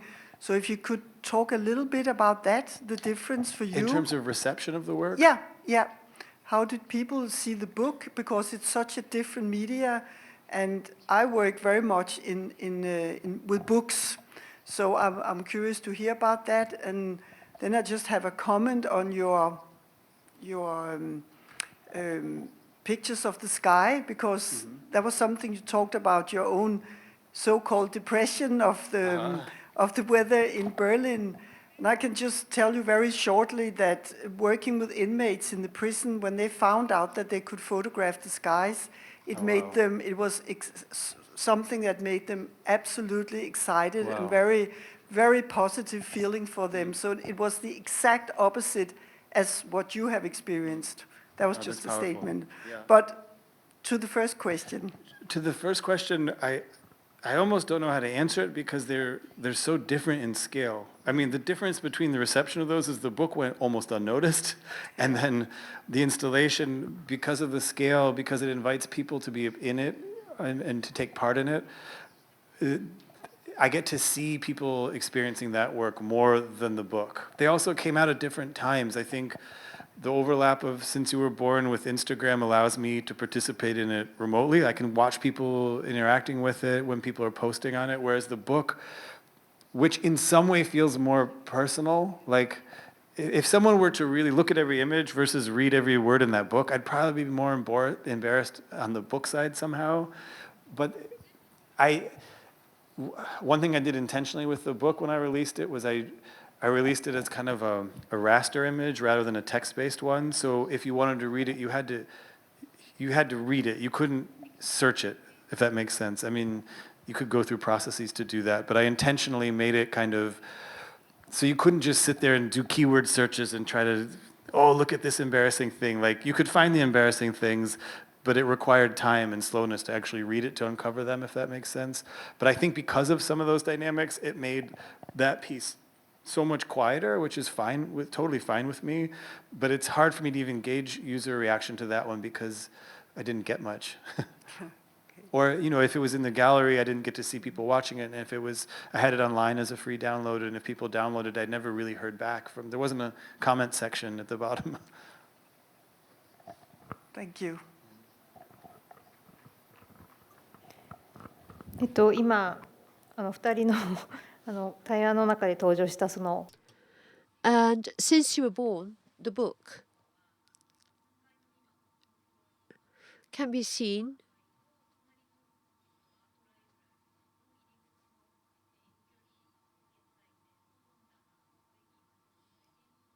in the library. So if you're interested, you can go to the art library on this floor to go and look at the book itself. So it's now 4:30 and it's time, so we'd like to wrap up. Thank you so much for your attention. Thank you for attending. Thank you for joining us.